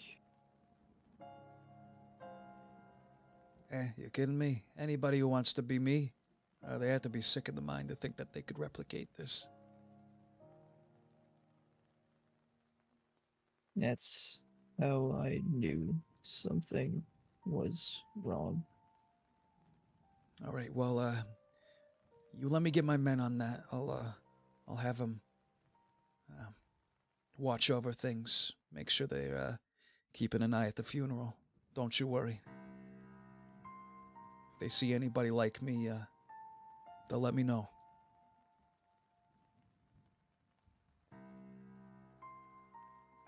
Okay. I'll see you in a little bit, El Doozy. I'm sorry.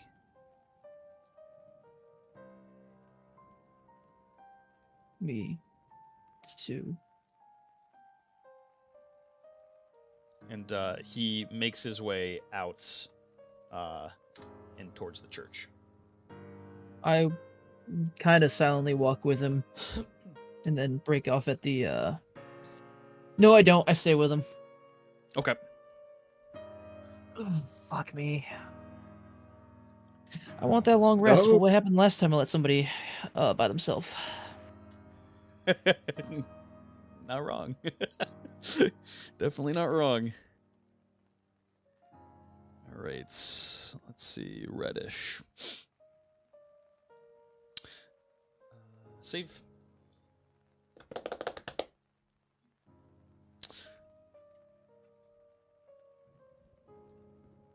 And you got this. You can load Reddish. I believe in you. Here, I'll pop these guys in here. Oh no. Oh no. Please. Not again. I want you to know that the dead giveaway was the fact that when I first saw Valrizzi and he didn't say El Doozy, I was like, that's not him. That's not him. Whew. There's something not right with that feller. Yeah, I Yeah. tell you what. Yeah, no, it's great, you know, going to a nightclub named after you to see one of your other greatest Ugh. friends and then have to tell them a second time the worst thing that's ever happened to you up to this point. Yeah, it's great. I'm feeling good. You know, feeling good about this one. It's very painful. This is how we heal. You make your way through town, and are you just walking with him? Yep. Okay. Wordlessly. And I keep an eye out for the imposter. Good. Give me an observation check. I was half right with my optimistic idea.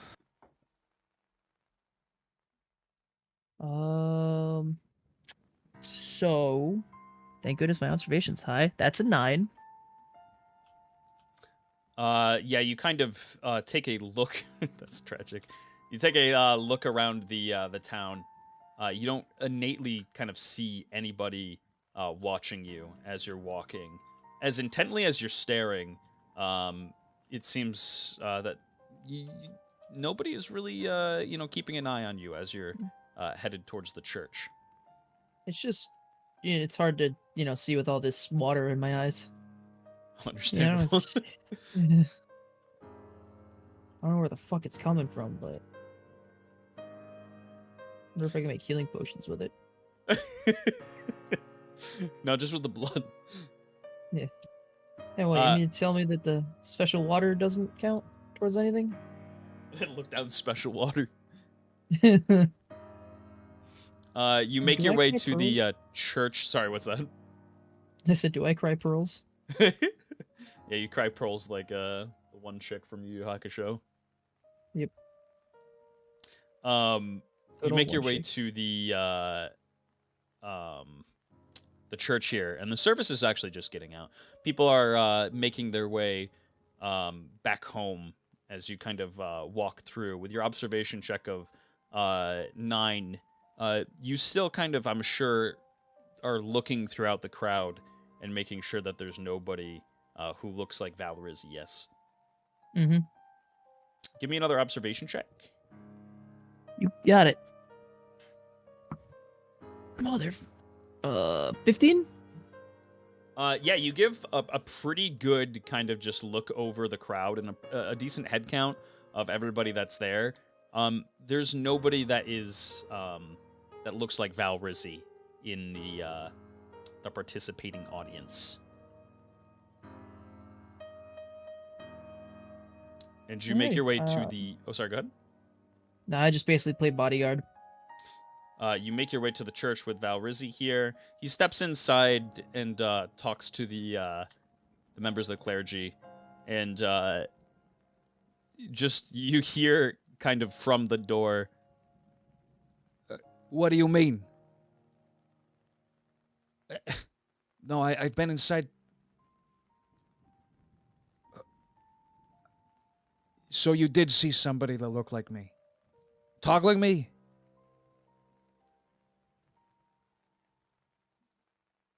Huh. I see. Well, yes, I must be just getting forgetful. let me see the casket. And he makes his way in to the church to see the casket that they had prepared for Alice. It's very, very nice, very well decorated. A casket that is fit for a Val. All right, you did a good job cleaning her up, too. Yes, we spent quite a lot of time trying to regain the life that she once had to make her nickel.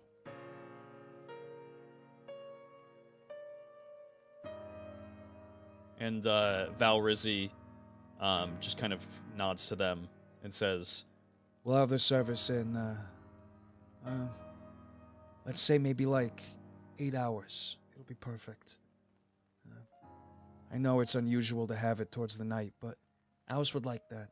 She liked to go out in the evenings. The nightlife was much more for her. She never really cared for the day. The sunset, by the way, I think it'll be nice, so 8 hours. As you wish. What do you say, Aldouzi? You, doing anything? No.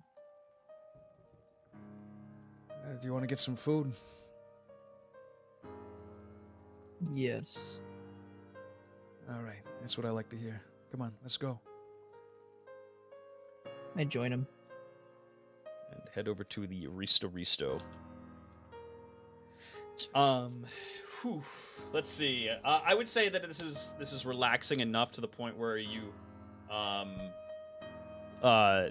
not really doing anything, you know, with that's exerting yourself. I'll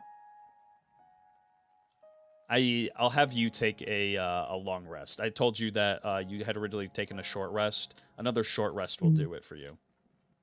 Alrighty. Thank you. Oh, glorious and merciful. Val Decker, that's right, baby! Val Decker! Val Decker. Oh man, wait a minute. I would like to note that it's only him regarding you in this way. None of us, no one else is regarding you like that. It's just him. Just Dungeon Man will do. Yo, what's up, VD? Hey, VD! Quite some time. Related to Edie. Or the VDV. VDV. Quite some time passes by with you at the, actually let's get it like right to sunset. At the Risto. Val Rizzi kind of just takes care of anything and everything that you would like. Keeps like, he sees that you're done with like, you know, any type of food that you're eating, whatever is like empty on the table for you, he like is instantly like bringing somebody over and he's like, we'll take one more. Come on. Let's have one more, shall we? I basically just take whatever he's throwing at me. and you are going to have the, oh man, it's been a hot second since I've had to open up the Reddish file. Where's my LibreOffice?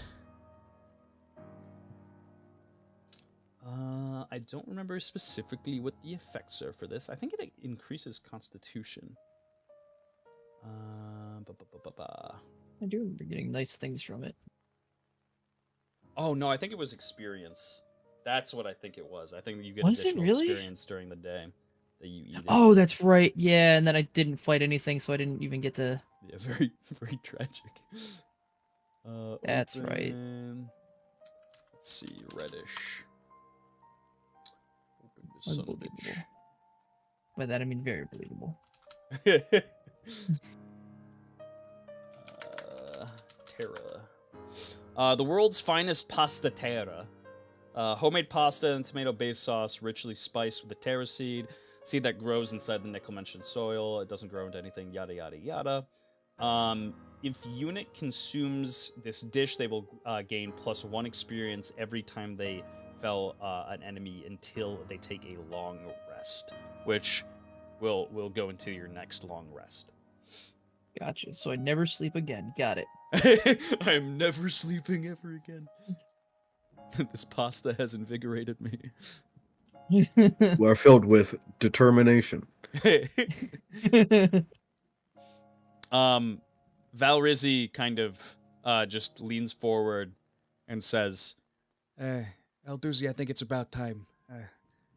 I've had I've been trying to ride the fine line of enjoying my wine, but not going too far. I want to be nice and nickel for this evening. You I don't fully know what's happening. have you ever? No. Okay. We're going to put Alice in the ground. It's a tradition in Nickelmentia. What comes from nickel returns to nickel. And Alice's soul, what makes her who she is, Alice herself in the afterlife, we're eventually gonna have to send her on so she can be happy, comfortable.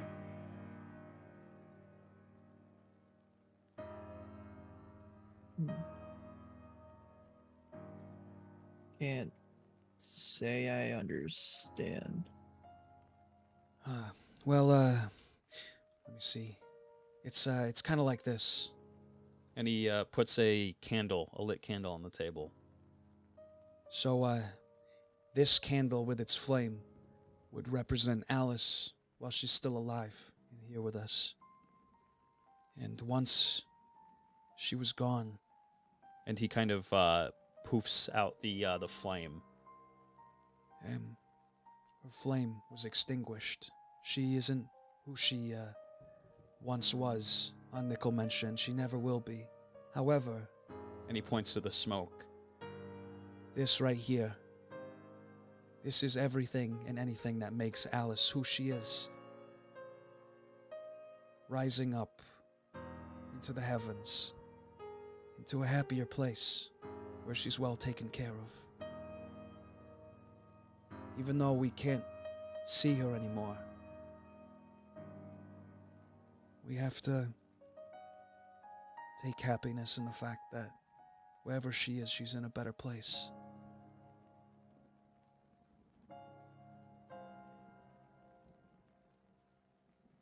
Does that mean we can see her again? Yeah, well, I don't think I could ever rid myself of her. We'll be seeing each other again. It might take some years, but we certainly will.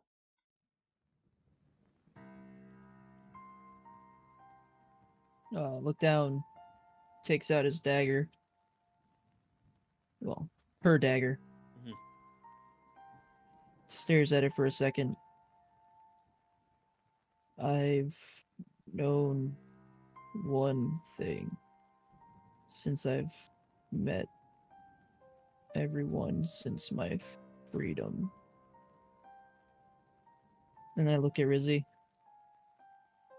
They always come back. Damn straight, Elduzi. Damn straight they do.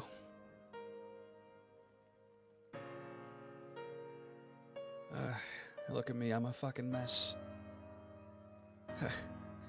And he kind of like just fans his jacket out. What do you say we get to the graveyard? We gotta meet everyone. Yes. He pats your shoulder with his hand and places his hand on your back. I stand up, Did you make put your the way- dagger away, and then walk with him. The dagger out in front of you. In the meantime, you guys have all woken up from your slumber. Was there anything else that you would like to do before the procession.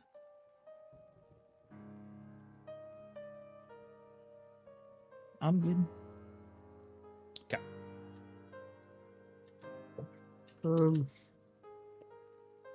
Not really.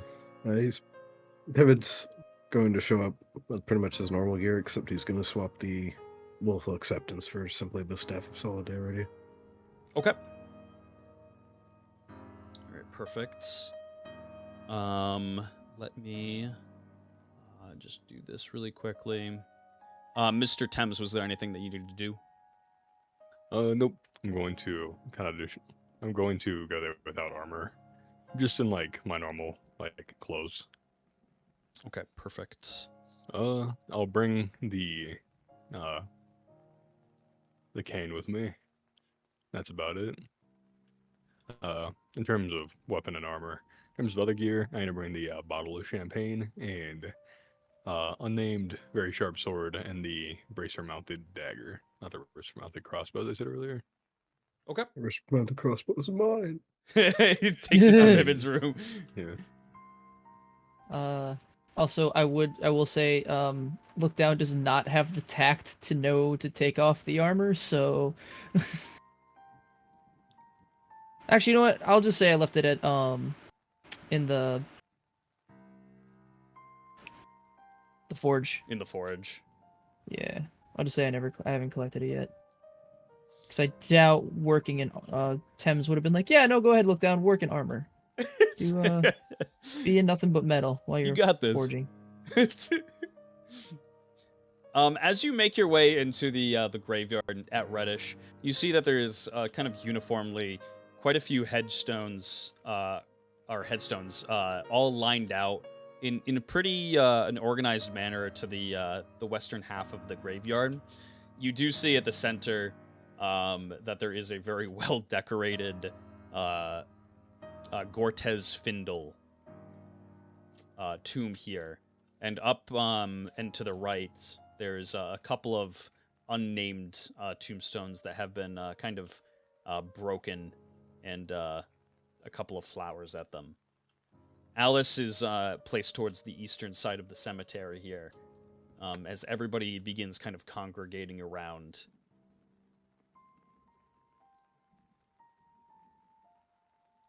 And the rain in Reddish just slowly starts to kind of pitter-patter through the sunset itself. You get that kind of perfect in-between of Reddish regular weather and a nice sunset to see Alice off. And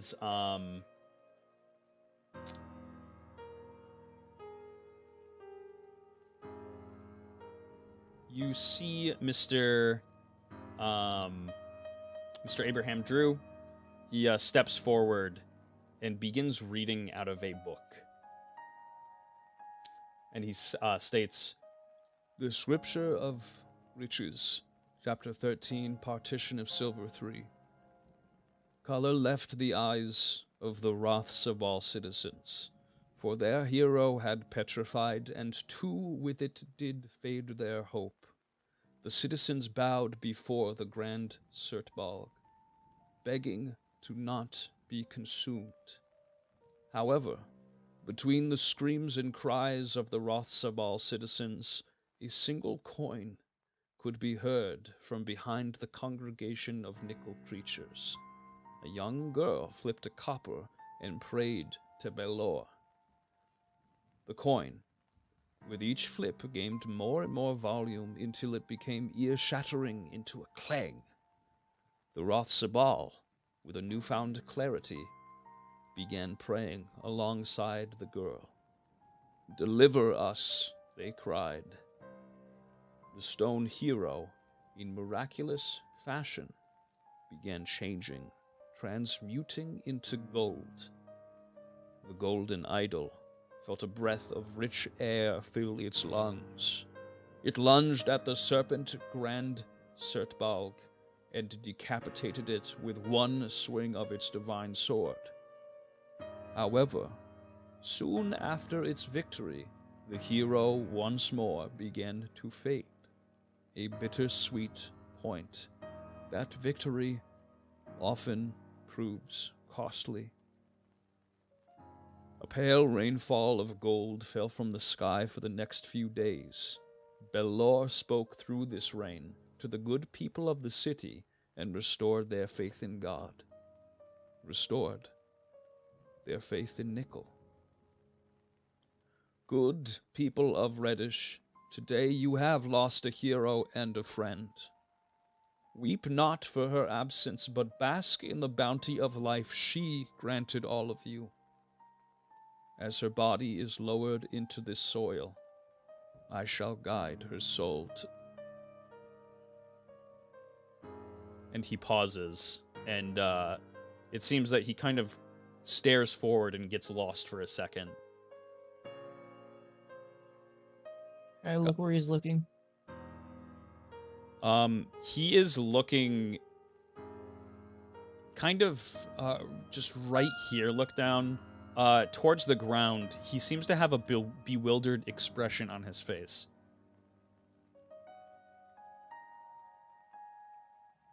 To the sanding tower, in which I shall lead her to Belor's welcome embrace. Please, you may approach her coffin for any last words you may have for her, and may Belor's light be with you. And he bows his head.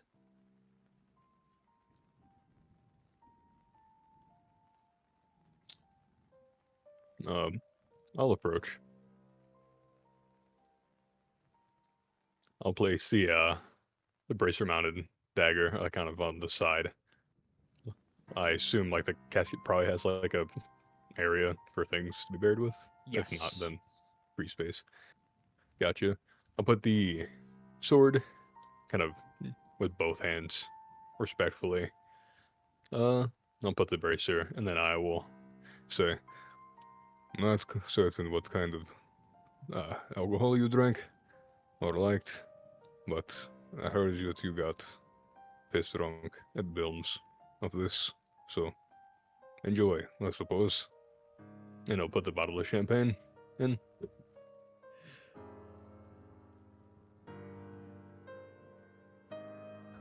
Farewell. Perhaps in due time I shall see you somewhere. And Tim's will kind of walk back to the crowd. Aw. And as you kind of make your way up first, a couple of these citizens make their way over to the casket and pay tribute.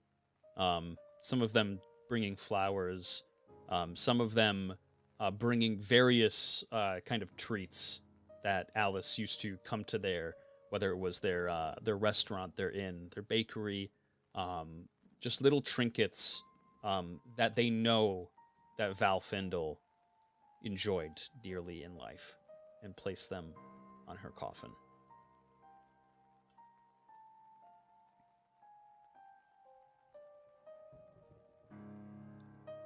Look down would walk up. Mr. Look Down, walk up to the casket. I didn't know I was supposed to give you something. I don't really have much, but the best I can do is give you this, even though you kind of helped me pick it out. And I pull out the alert glasses. And I don't put them on her, but I put them in the casket. I don't know that you'll come back, but I will.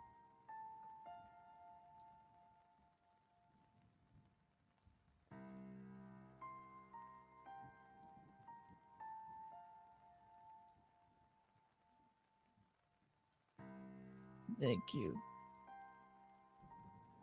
for everything.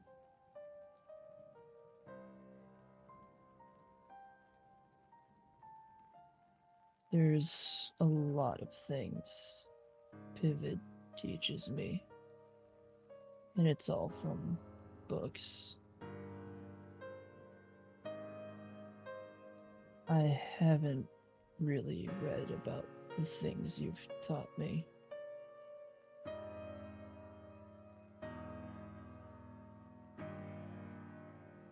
But I suppose this is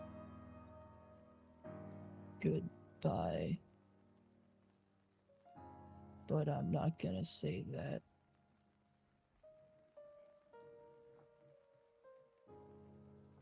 And then I leave.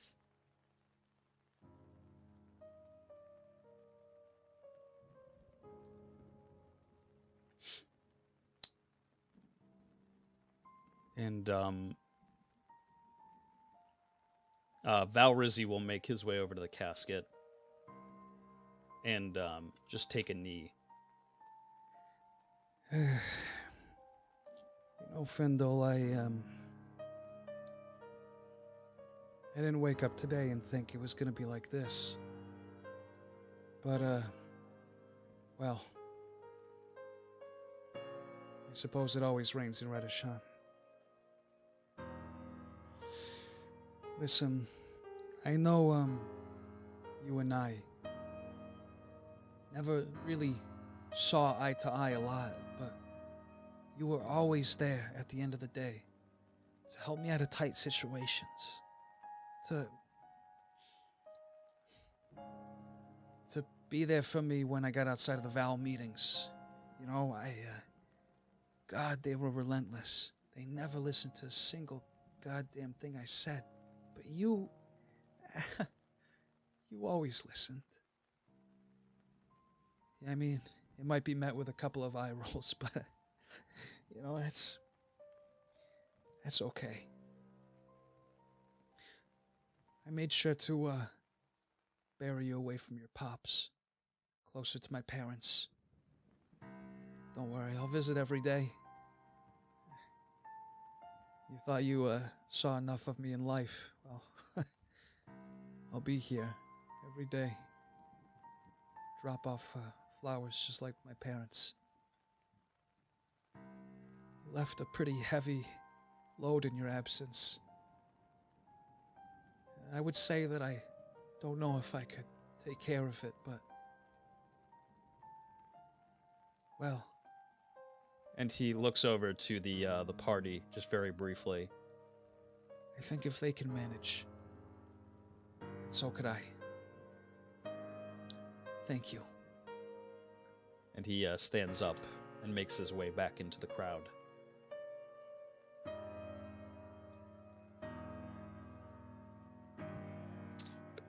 Pivot will approach. Okay. And throughout the most of this ceremony, he's had a single bird of a fell light resting upon his shoulder at one of its dimmest possible lights.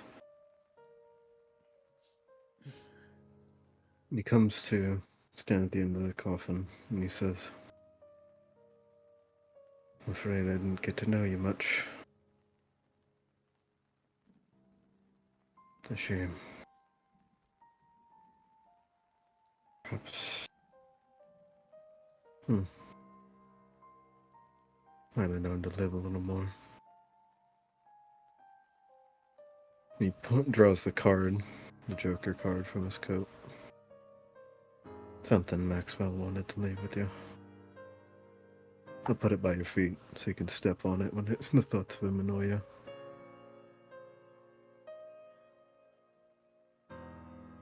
He lays the card in the coffin.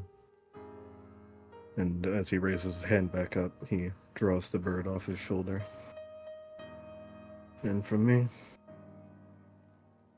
a little someone to light your way. Figure the journey can get a little lonely. Wouldn't hurt to have a little friend. He sets the bird up in the upper left of the coffin by her shoulder. Has it settled there for the rest of the ceremony?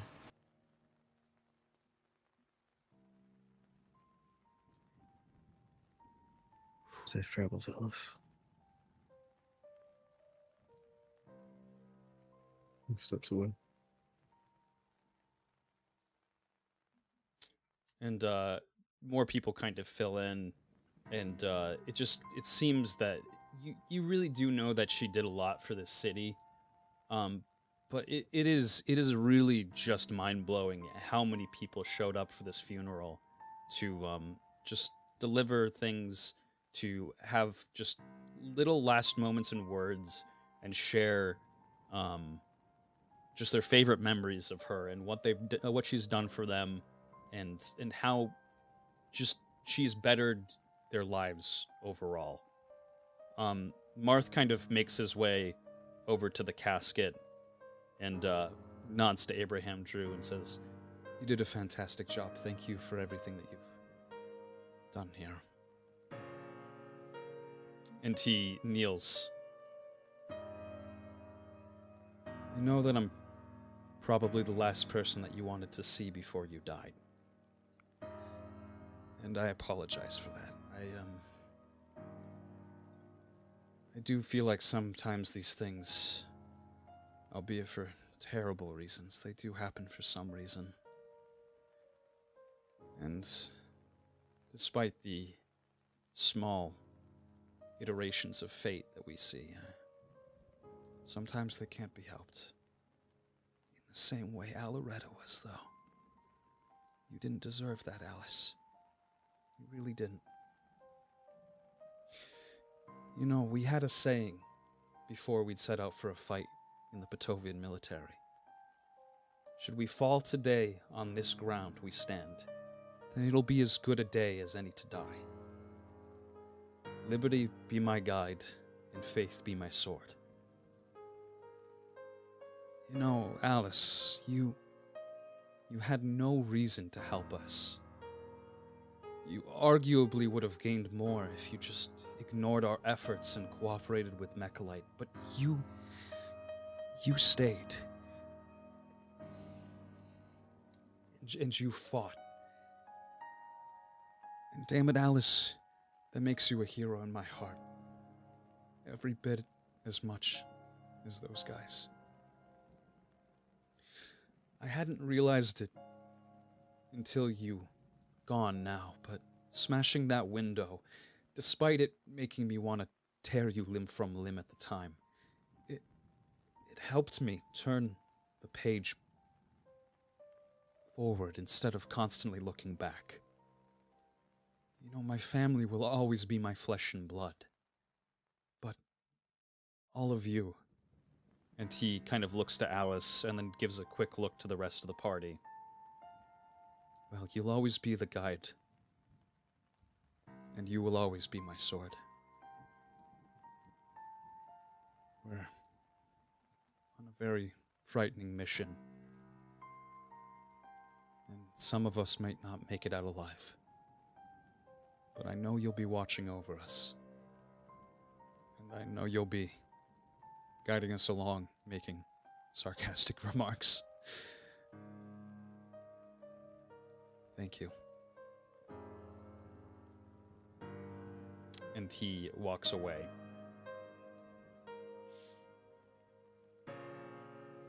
And as Martha walks away and nobody else kind of really approaches the casket,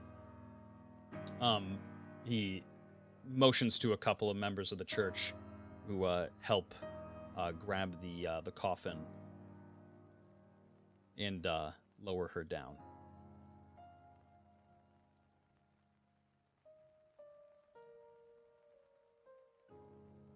Thank you all for... I pull out my drum as they lower her, and I start playing the song.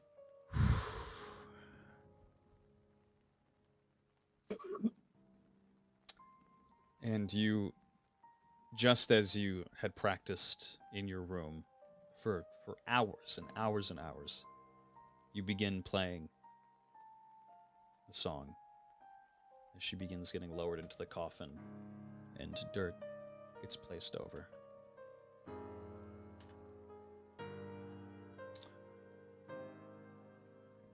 And as everything kind of comes to an end, people begin kind of gradually making their way away from the graves, you know, leaving, disappearing. And whew, what are you all doing? Just playing the drums. Got you. Kind of just looking off into the distance. Yeah, Vivid's also pretty much looking off in the distance. Lost in thought.